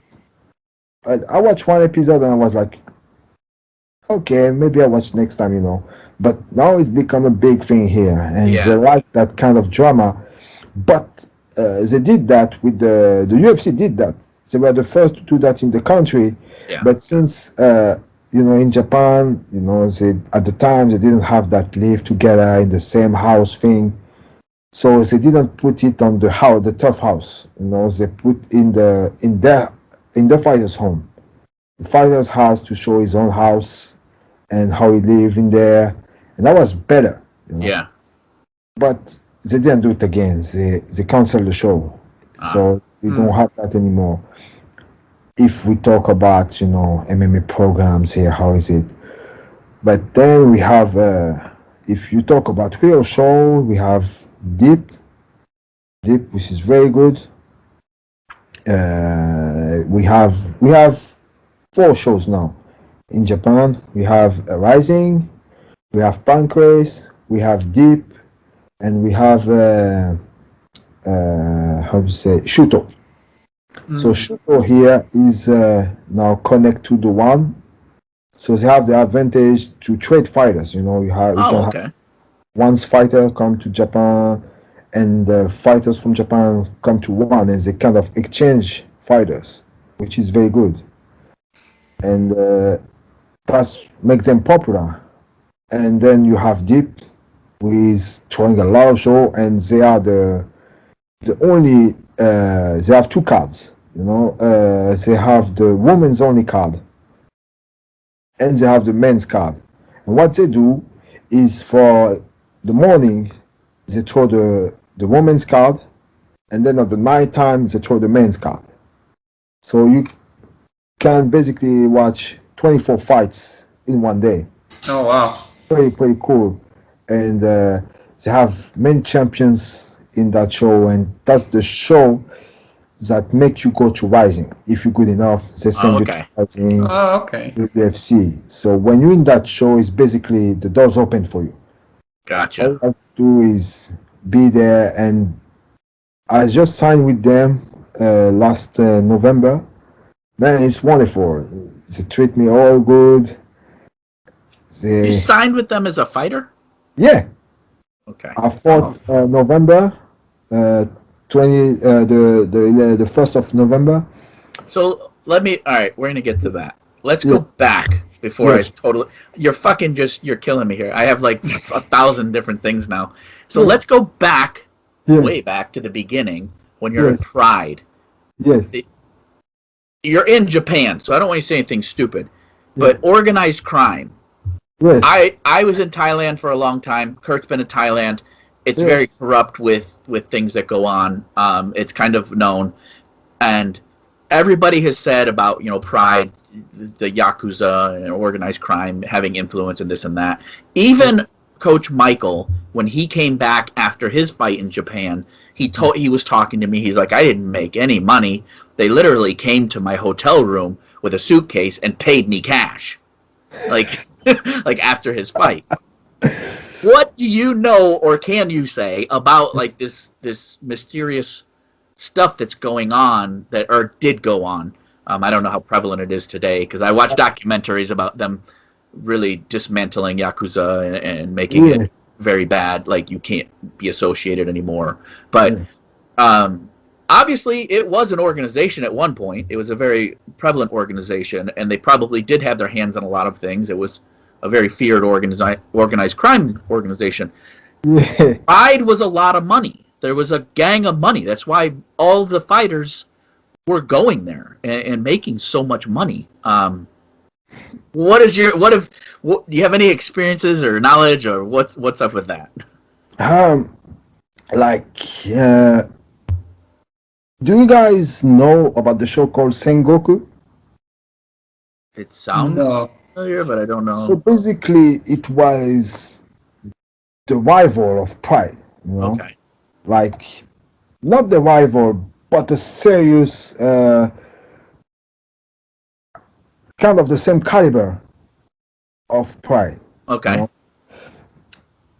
I don't know what is true and what is not, but I can tell you what was said on the news and stuff like that.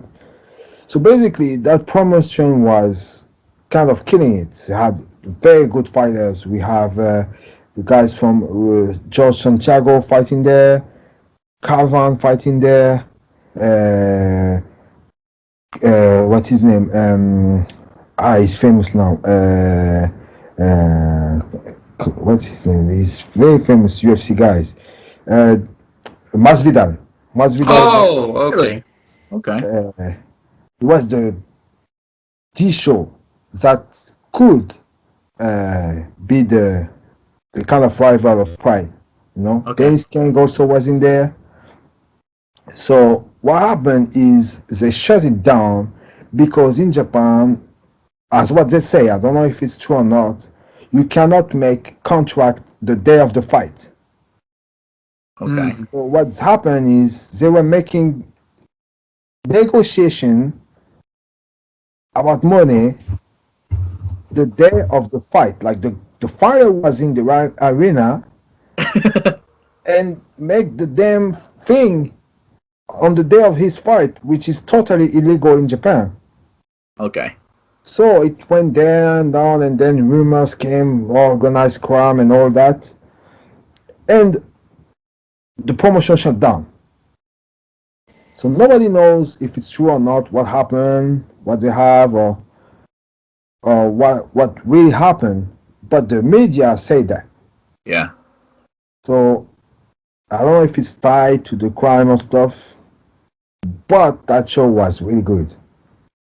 That show was really good. Is the culture in Japan? I kind of think it is, but is it similar to saving face culture like in Thailand? Oh, way more. Okay. Like, uh, yes, the image is very important here Yeah. because, but to a point where it's become insane. Like, uh, for example, in my job, like you can't eat in front of the customer. So if you have a food in your hand, you can't eat in front of the customer because it might make the customer think, oh, why is he eating now? Why? Or if you eat in front of your colleague, why is he eating and I'm not eating? So you have to hide to a place where people can't see you and then you can eat, which is crazy. And that's the when I asked them why, it's because you have to keep they told me you have to keep a neutral image. Like you can't, maybe you can't hurt somebody by what you're showing, like the kind of I'm offended culture we have now, Yeah. social media. So that's why they're saving face like that, just Yeah. because of the offend thing and what they want to project, you know. Gotcha. And another thing I wanted to ask, you said you trained over in Thailand? Yes, I Where took a did top team. Oh, yeah, I've been to Top Team. When were you training over there? Oh, like 2 3 years ago, something like that. You were I think I messaged you around then Yeah, yes. because I had either just been there or I was going there. Yeah, like, I remember that now. yeah, like What did you think of Top Team? It's great. Yeah? I enjoy myself. I didn't stay that much of there, Yeah. but it's pretty good. Was that the only gym that you trained at? No, like at the time, yes, I wanted to go to Tiger, Mm-hmm. but it was closed. I had to put these battery things. And, oops, sorry about that.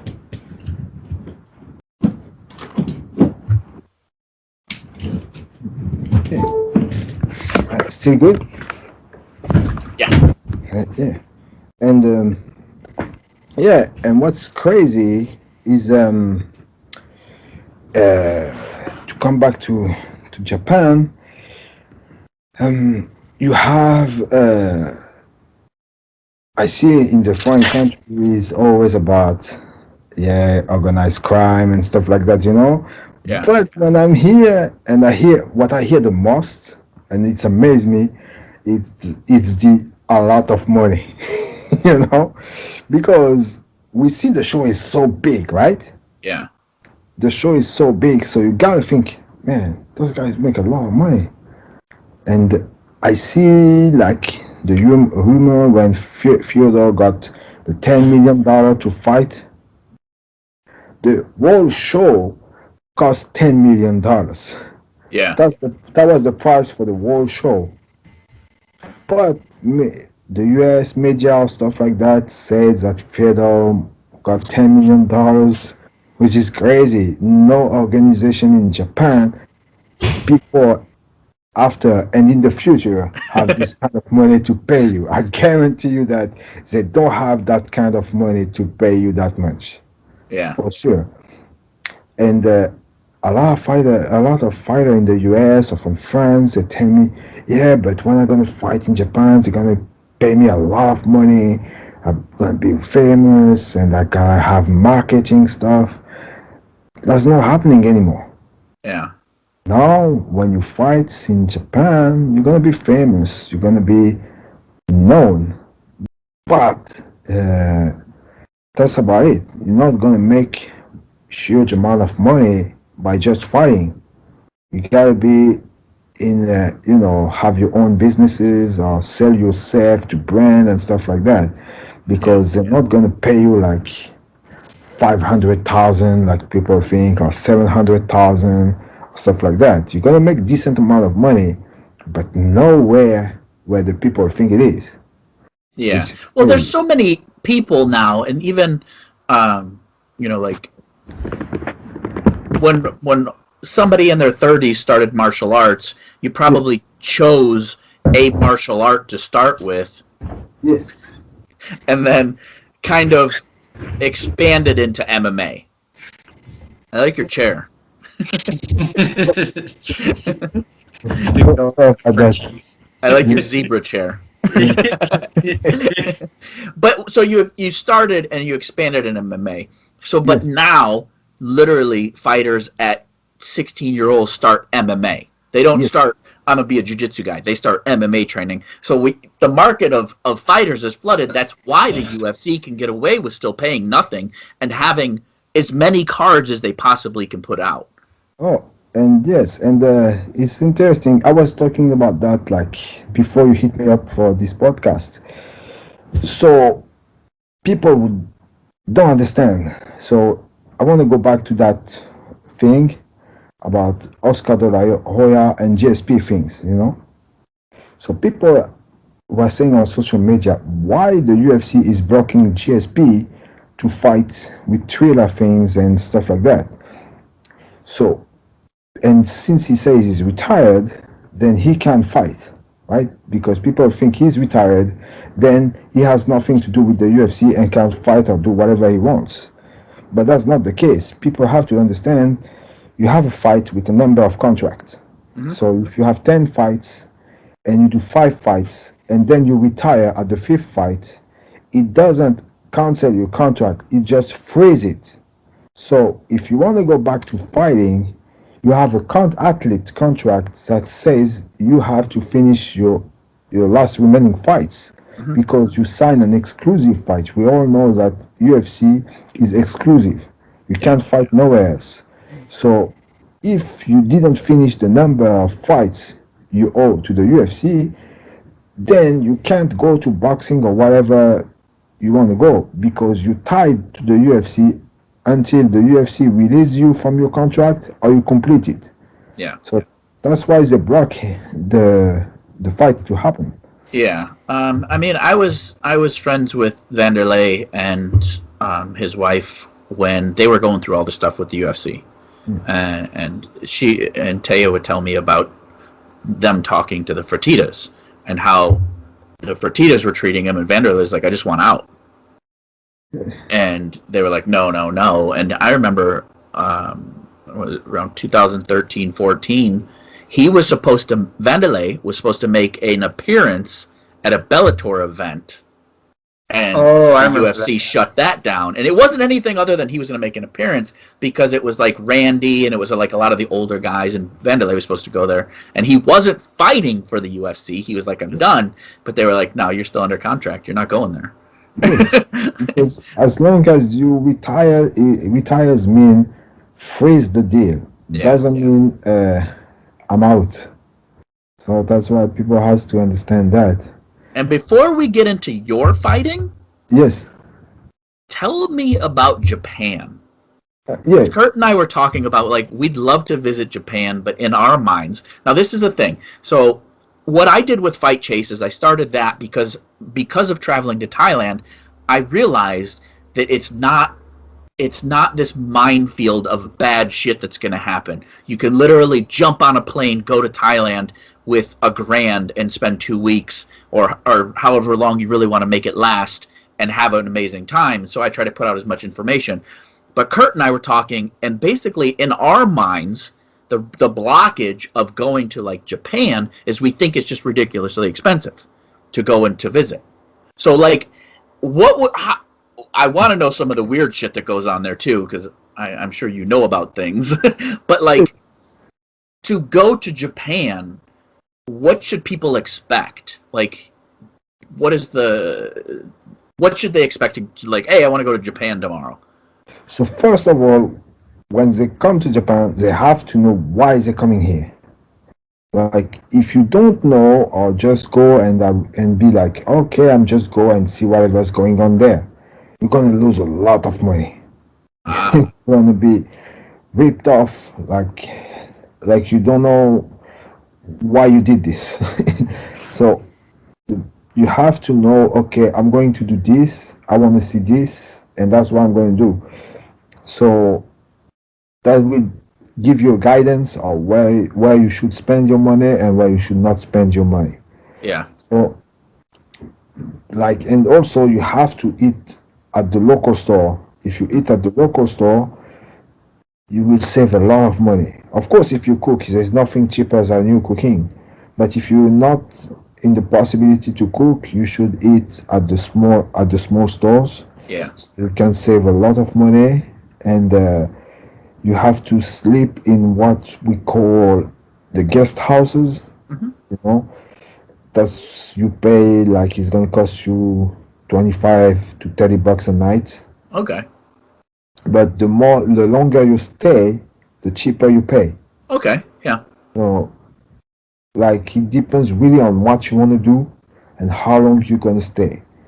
So basically, if you want to stay a month, if we take the example for a month, if you stay in the guest house, which means you share the kitchen and the bathroom.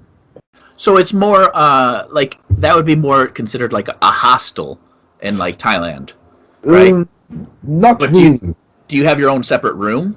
Yeah, you have your own separate room, Oh, but inside a big house. You know? Okay. So it's just like a house with bedrooms. Yes. Yes. Okay. Yes. And then you will have to share the kitchen and the bathroom. Okay. So you have like 3 or 4 bathroom, and you stay with around 10 people in there. Okay. So, and you have the Wi-Fi and electricity is free, completely free. Okay. And it's going to cost you about $400 a month. No, that's So not that's bad. the cheapest option for something which is in the center of Tokyo. Mm-hmm. But if you the farther you go, the cheaper it is. Right. So it's like, then you have the training. If you want to train, it's gonna cost you $100 a month Okay. to train. If you take the whole month, it's better that you take the whole month, because if you pay by the time, it's gonna cost you $30. You know. Right. Right. But if you pay the 1 month, you can train as much as you want, any class you want, from 9 o'clock to midnight. the gym is open, so you can come whatever, just jump in and train. Okay. So that's the cheapest option because in Japan when you come here and rent a real house, you have to pay 3 months in advance. Wow. You have to pay what we call a present, like, okay, thank you for letting me rent your house. It's an honor. So you have to give like a month for free. Oh, The that's present is me interesting. renting your Okay. house, giving you money. Yeah, and you have to pay for the key. Like, oh, I'm so honored to have the key. So you pay for the key as well. Okay, that's a So lot of that tradition stuff. yes, so it's like a kind of lot of money. So now more like foreigners went to foreigners things happening, so you don't have to pay all that. Yeah. But if I give advice, and it depends on your budget, but if you kind of on a saving budget, it's better to take guest houses, eat local, not like chain restaurants, Yeah. more like on the local store, small food truck and stuff like that, and also buy a train card. So because here we don't use cars, it's serving by train, so we have what we call a takey, which means from your house to the place you go the most. For example, here we have each every 3 stations the price changes. Okay. So, but basically, it's gonna cost you 100 a month, and you can go unlimited times from your place to the gym and every place in between. Okay. So that will save you a lot of money because training here is really expensive. But if you have legs, you can use a bike, which is better. Gotcha. If you don't have legs, take a train. If you have Yeah. legs, use a bike. Okay, that makes sense. It's good advice. That's kind of. It's not as bad as I thought. It's definitely more in line with like Thailand, like as far Yeah. as use a guest house, use cheaper accommodations, Yeah. and then also like the eat local. People don't get it. People think that No, like and also what people have to understand also in those guest house is not mean foreigners only. You have Japanese people stay in there, and Hmm. that's very good because they're gonna help you a lot. yeah, They're gonna show you around. They're gonna explain to you and try to learn about what you have, your country's culture, and that will set you kind of a base to know where you're going and what to do. You will uh, not be lost, and you can learn a lot like that. And that's very, very important. It's a big advantage when you come here. that's good advice. That's awesome. Now on to the Yeah. attractions. Like Yes. I I watch shows and I'm like, what the fuck? And then I've also been to Thailand and seen some crazy shit. So it's like the robot boxing, like the touristy things that are getting people to go there. The karaoke bar type thing, the things that. So like, what is the entertainment life, and what are like? Are there really people in cosplay all over the place and that type of thing? And I know you're into like the gaming and things like that. Like, I Yeah. mean, this Yeah. guy puts out every fucking weird new video game like months before I've ever seen it, and I'm like, what the hell? So like, what is that kind of culture like the entertainment culture? So now, so when I arrived, club was a big thing. The clubbing, that Yeah. was the big thing. For me, it was the best ever. That was my favorite thing was the clubbing. But if we talk more about family friendly and daytime things and stuff I like don't that, care about family friendly. I don't have a family. I'm talking about like the the things that you're not gonna find anywhere else in the world. I think you're not gonna find anywhere else. Oh, Inoki, the wrestler, Oh, yeah, yeah, yeah, the guy yeah. who fought Muhammad Ali. Yeah, yeah, yeah, Okay. yeah. Is In he the wrestling. same guy that does the slaps? Yeah, you Oh, know, okay, yeah, yeah, yeah. you can go to his restaurant and they have wrestling show while you're eating. They have Oh, a, that's cool. they have a ring in the restaurant. You're eating, and all of a sudden you see lucha libre and people in the ring fighting and Oh, I'd jumping. totally go there. What the hell am I doing? And you're eating the pizza and stuff, and you see the guy flying and shit. That's crazy. We have also like the what is not in oh we have a food attraction which is called hormone. This one is you have to be strong and mentally open to it because you literally eat organs of animals. Like they sell you on the street like hearts of beef. They sell you his heart, you eat his heart, but no, not warm, raw. Oh, raw. Raw? Oh, yeah, I'm Nothing is good. raw. Nothing is Yeah, raw. I'm good. You have that. Barbecue maybe, but not raw. We have the robot place, the robot restaurant. So it's like basically you're in a restaurant and all robots give you food and stuff like that. And you have a robot show dancing and fireworks and stuff like that. That's crazy. We have what else do we have? We have the fish market. We have how do you call it? The game centers. You know, video games open all night. Man, we have so many stuff. Basically, we have the Sky Street. You know, it's a big tower where you can see all Tokyo in 360. We have the onsens. You know, the hot water, hot springs, Oh, okay. like natural hot water, and you go in there and take a bath and relax. We have that. Yeah, that kind of stuff. That's Does- cool. So Japan is like kind of infamous as in like some weird sex stuff going on, but then also the complete opposite is like super conservative. Yes. Now, Thailand is everyone knows about it and it's kind of accepted, so it's almost like it's just normal.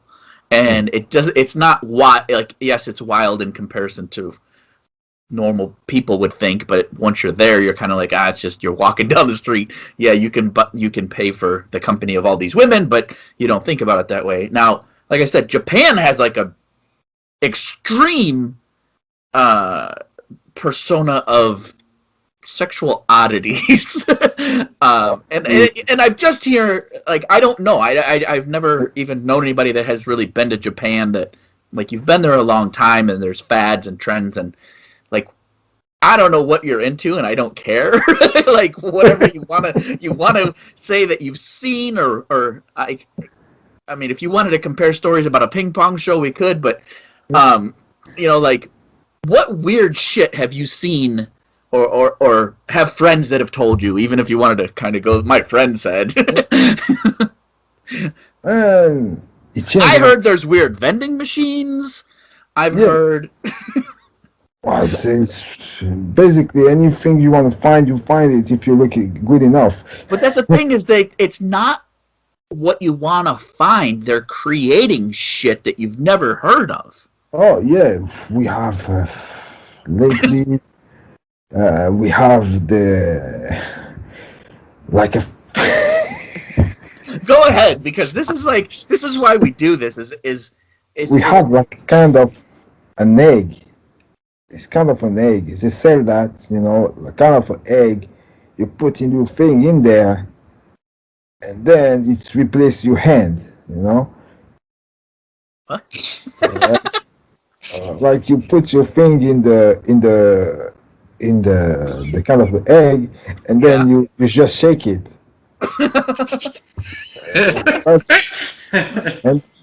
But basically, what you're gonna find is more like drinks. You know, suppose drink to give you the power and shit. That's crazy. Like you never seen anything like this. It's like really. So is there like red light districts, kind of like in Thailand, or how does? Is it a club? club area or what that turns Yeah, evil? we have Roppongi. Every fighters that fought in Japan will tell you about Roppongi. Yeah. Like we have Roppongi where you have Russian women. They talk to you about you taking you to weird places, and then you find yourself like they drag you into bars. You drink something, and then all of a sudden, then you don't remember whatever happened. You wake up naked in the street, and you lose all your shit. That happened a lot here. Like many, if you see, like even Japanese people don't care about it. Like they see foreigner in the street with his pants on, nothing left on him, they're like, oh, he went in there. Like this. You have clubbing, uh, how do you call that? Strange club where everybody's naked. Oh, like sex Uh, clubs and things like that. yeah, they have that kind of stuff. But they're mainly into accessories. If you talk about weird, that's why they have the thing like, why they think about that? What happened? What happened in the when the guy? What happened in his brain? What is the things that told him to create this? What happened? I want to know what happened inside his brain at this exact moment Well, when. I'm not into anime or any of that. Like, I think it's cool because the artistic side of it. But what is the sexual anime? It was the Oh, the the hentai. yeah. So that aren't some of the artists like revered, like that make these books? They're like novels and shit that are Oh, oh yeah, yeah, yeah. I have a point about that. So here in Japan, there is like gay manga, you know, like, but they don't call it gay manga here. They call it mangas for girls, because girls are a lot in that shit. They love gay manga. They love that. They love okay. the big lines. The stores is full of this, of these young girls, teenager, kind of, oh, I want to know about men's sexuality and stuff. They buy this a lot. If that's weird because they don't buy girls and girls manga. They don't sell that. They sell men's and men's. Okay. And so that's my feeling. I'm like, why? I try to this day. I try to see why, but I don't have the answer. And But maybe it's just that it's that popular with a female audience that it creates that market. yeah, yeah, yes. The men's don't buy that. Even gay guys, they don't buy it. I feel like and it's the same thing in Thailand and in the other Asian countries that I've been in. Is it's a very trendy countries. Like the younger people, and I mean we do it here too. But they when they latch onto a trend, they really like they go all in on these trends. That's why that a lot of the countries have like the still have pop bands and like Yeah, K-pop and the boy bands and things like that. Like we've kind of moved away from most of that, but like yeah. growing up, that was super popular, and I see in a lot of the Asian cultures, and they'll Oh, sell out the biggest arenas they have, yeah. and it's not because the music is great, it's because You their know, friends we have likes it. MMA show with those guys. They Yeah. have fight card of boy bands fighting each other. For real. But the fight, there's the referee, but it's not commissioned. There's referee, and they're just fighting and make money like that. Yeah. By this look, I mean, I don't know why, but here there's this complex of superiority. Like, for example, if I'm all jacked up and my girl is small and very skinny and stuff like that, the girls will feel bad about it and say, don't want to be with me because I'm physically more superior than her. And she be all complex about it. So they want, like, somebody looks more kind of same as me or lower than me, so they feel okay. Like I have this impression. I don't know. Maybe I'm wrong, but from what I'm seeing, is like if I'm too good, the girls don't like it. Yeah. Like here, especially if you jacked up, man, you don't. You have zero chance. They don't like Really? that, like at all. Like if you look like, a fighter all jacked up, they will not like that you jacked up. They will like what you have, the fight things, the famous and shit. Right. They will like that. But on the physical aspect, man, you don't. You have no chance at all. So they like more of Zero. a They like more like what they call is also macho. You know, it's like skinny with abs. But to me, ah in my head, you have to understand, also macho means uh, skinny macho. okay. It makes no sense because you Yeah. can't. You have to be a macho man or a skinny guy. You The know. only reason you have abs is because you're 115 pounds anyway. Yeah, right. And they like that. They see your muscle like you dry out. They like dry out guys. Yeah. Like the same when you step on the scale and go for your weightings. Right, right, That's right, like right. it. But if you're like 205 or 265, jack up the guy like over him. No Yeah. man. They don't All like that. right. So aside, I mean, that's awesome. It's cool to kind of hear somebody's perspective that's been there so long on just Japan. Um, so when you trained with us, I believe that was like you did like your first tournament with us, and Yes. then like I can't follow Okay. your journey. Like I said, I don't know. like like I said, one day you're here with this One day, superstar, the next day you're cornering somebody, and I'm like, what the fuck? And so, when did you start competing in mixed martial arts? so I start right after the tournament with you guys. I think it was Grappler's Quest, Mm-hmm. and Oh, I okay, start yeah. my first competition in amateur MMA in Japan. Oh, okay. In Japan, I start everything MMA martial art pretty much in Japan, and from there I went to the US again in American Top Team, and then I come back and I refight amateurs MMA, win some fights, and then I just signed in deep last November. So, Nice. how many amateur fights have you had? And now I had eight Wow. in total, Okay. a record of 4-4. Nice. Nice. And then, so you got signed with a professional organization and you haven't made your debut yet, or you have? No, I did. Okay. I did on November 1st of 2020. Awesome. I Oh, lost, okay. unfortunately. Was that a pro fight, right? Yeah, pro fight. Oh, okay. So Deep only does pro fights then, right? They have both. They have amateurs and Oh, pro, okay. but the amateurs now is on the pro card. Before it Oh, was I see. so That's now cool. you have amateurs fight cards with the pros, which is cool. Yeah. So what is I don't know like their sanctioning in Japan as far as pro and amateur. What is the difference? Okay, so in the we for the amateur aspect, you have three classes. You have A, B, and S. A is for the how you say in English teenagers.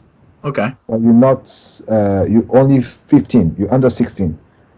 Then you have the B when you're over 16, and you have to wear headgear, knee pads, shin guards, and knee pads. No, how Elbow do pads. Elbow. Yeah, elbow yeah. pads? Yes. Okay. And you have to fight 2 rounds of 3 minutes, and no strikes. You can strike on the ground, but only in the body, not in the head, Okay. and no knees to the face. And then you have S class, which means you have more than three B class fights, and then you can fight with no knee pads, uh, but you can't elbows. You can't elbows, and you have to fight no knee pads, but the shin guards. Okay. Shin guards is mandatory, and that's it. You can strike on the head, you can strike on the body, but still no knees to the face. Okay. Mm. And are And these all with like 4-ounce gloves? yes, Okay. And then do you have to go through the progress to become professional? Like do you have to go through each level? yes, there's steps. So there's Two steps. So first step is you win some, lose some, you know, makes you experience, and then from yourself you decide to go pros. Then the second step is they have a tournament on the 1 day tournament, and if you win it, you become pro on the same day. Okay. But you have to fight 3 fights or 4 fights the same day. So you Wow. have to be well prepared, Yeah. and then you become pro. Yes. Okay. That's super interesting. I think that having a structured amateur organization or amateur levels is really good because obviously we don't have that. You just do what you want and go for broke. And we have guys that have never stepped foot in a cage or a ring that you can just debut at pro.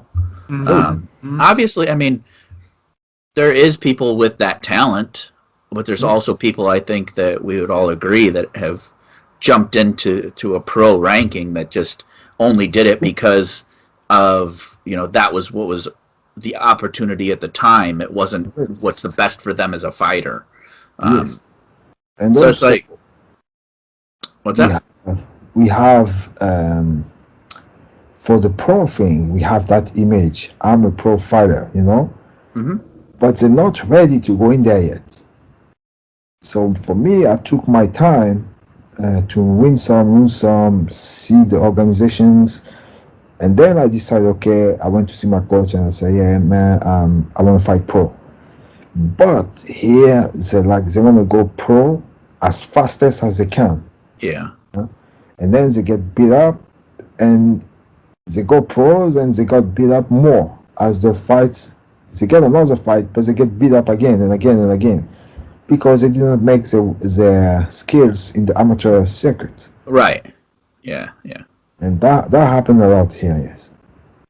Well, there's always that prestige of being a pro fighter. I mean, Yes. not many people get into. I mean, obviously there is some that want to have the experience, but not many people make a real go of being an amateur fighter, and that was it. Yeah. Like if you pursue amateur fighting, it's because you want to be a pro fighter, Yes. and like you said, I mean, if you skip those steps and that experience, it's not even the preparation. I would see it's just the Yeah. experience of making the walk, the diversity in a fight, Yeah. losing a fight. All of those things are going to build your character to become a good pro fighter. If you skip all of that and just be like, you start getting your ass kicked as a pro fighter, you're going to lose heart, you're going to lose motivation, and it's just going to it damages a lot of people.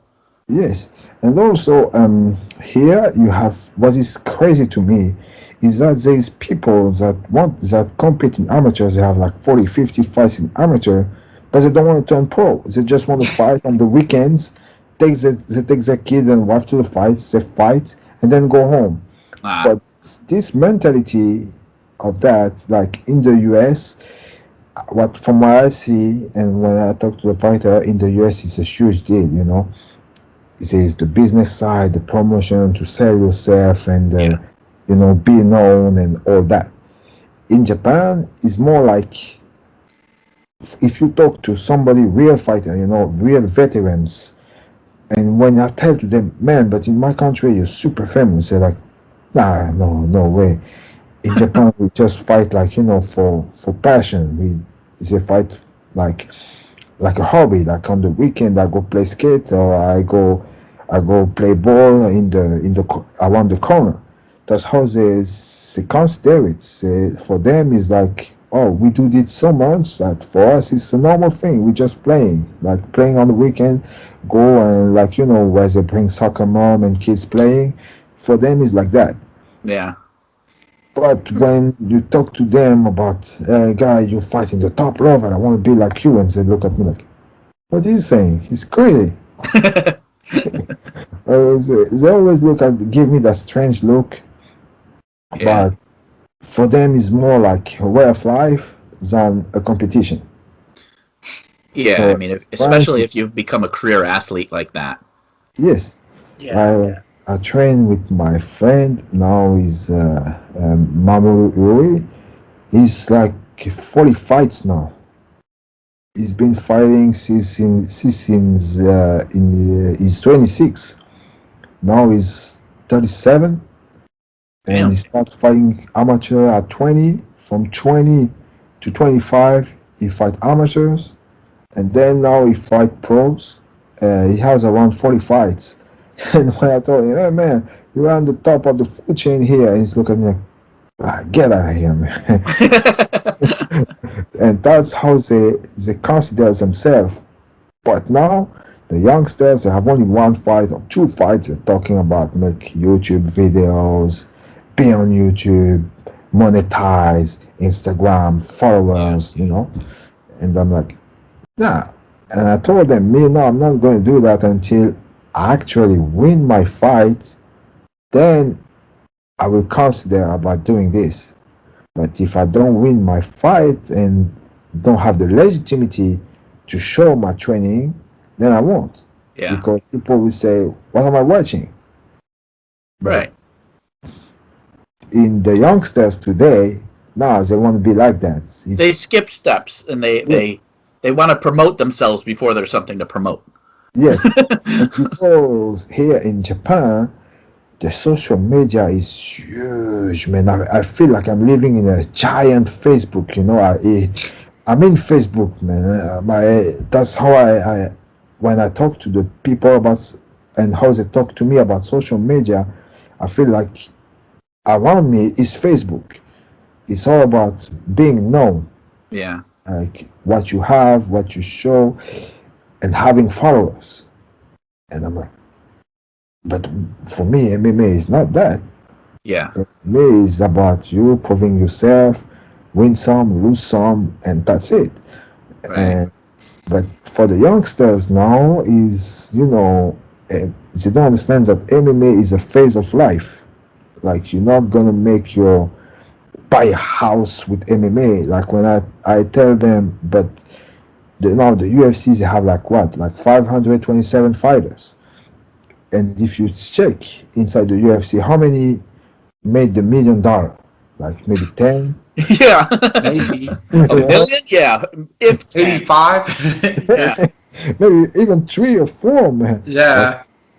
And they don't understand that. They don't understand the aspect of the fight game, Like very few makes money. If you make that for the money, you're gonna get seriously hurt or something even worse.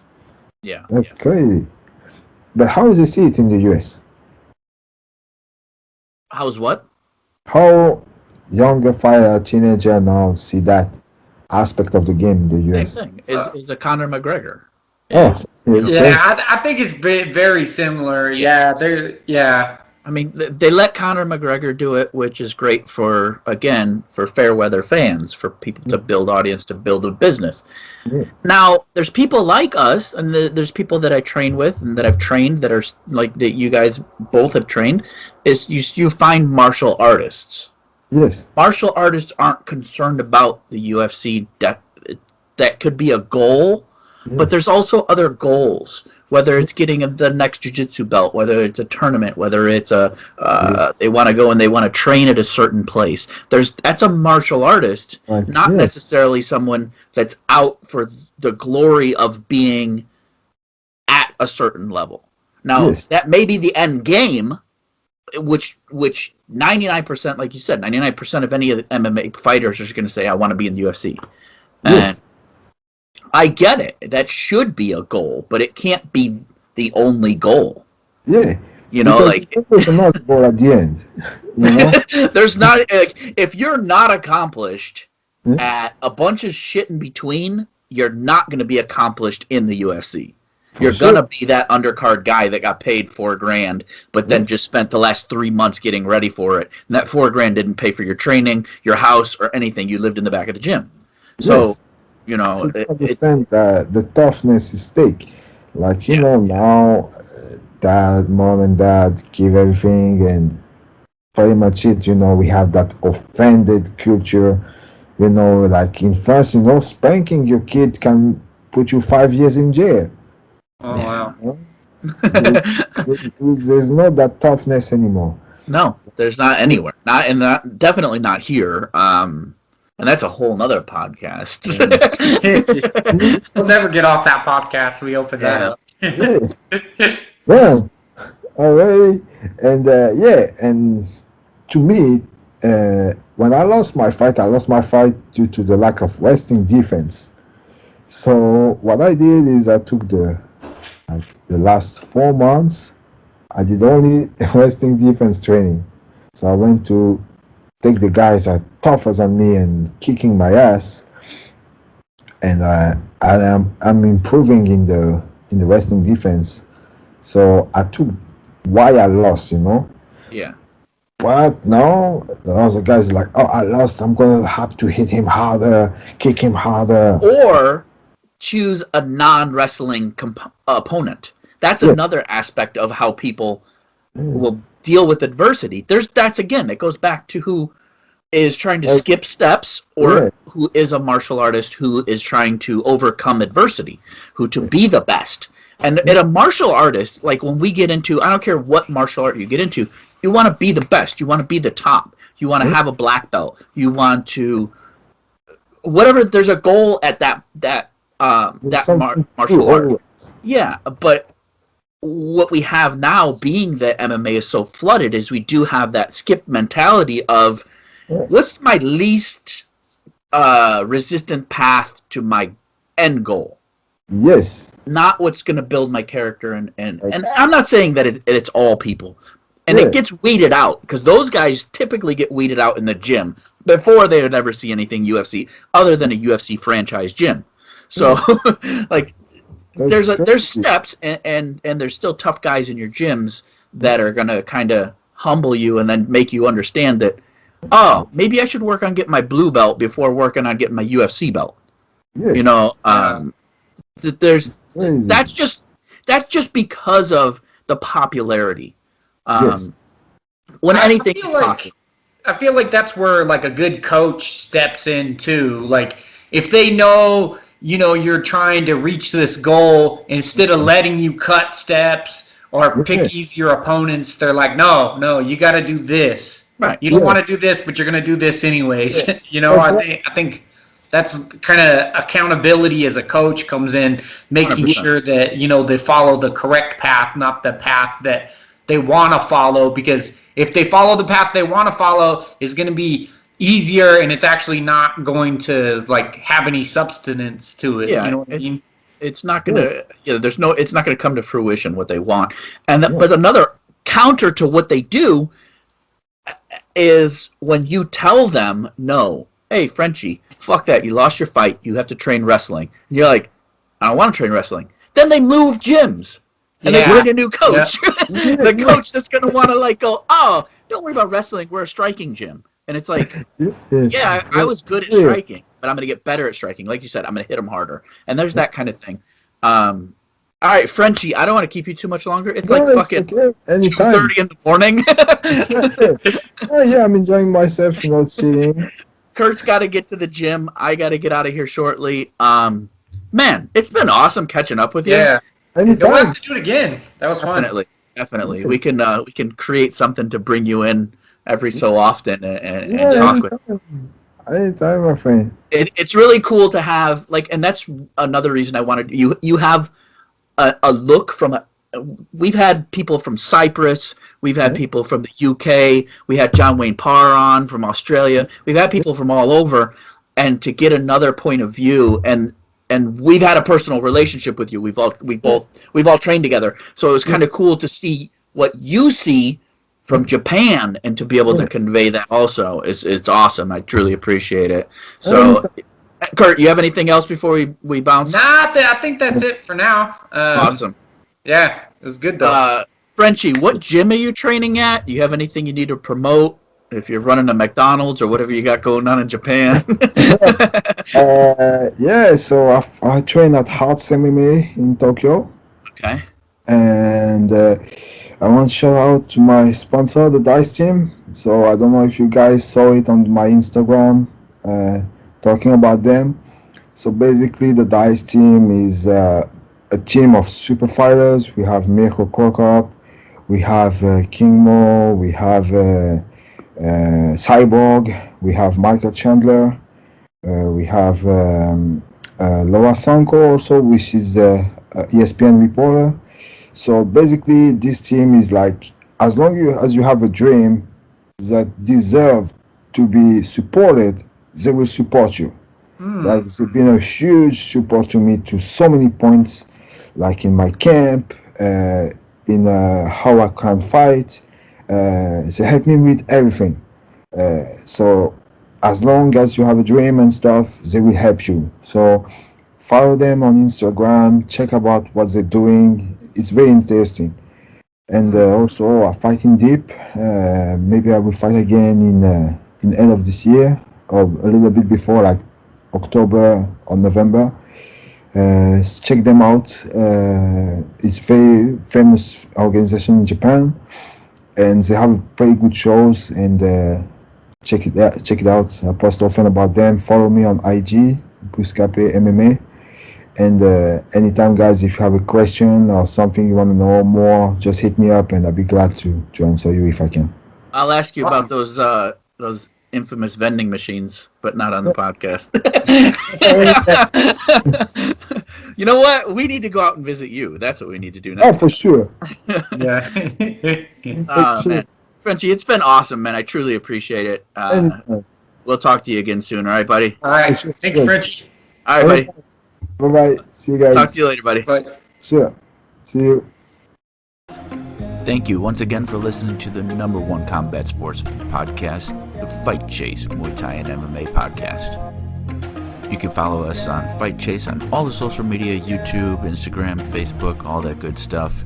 And also, don't forget you can support us at any time going to the anchor.fm/Fight Chase, hit the support icon, and you can support us for as little as 99 cents a month. We truly appreciate it. Thank you for listening. And Kurt, don't say boom. Boom.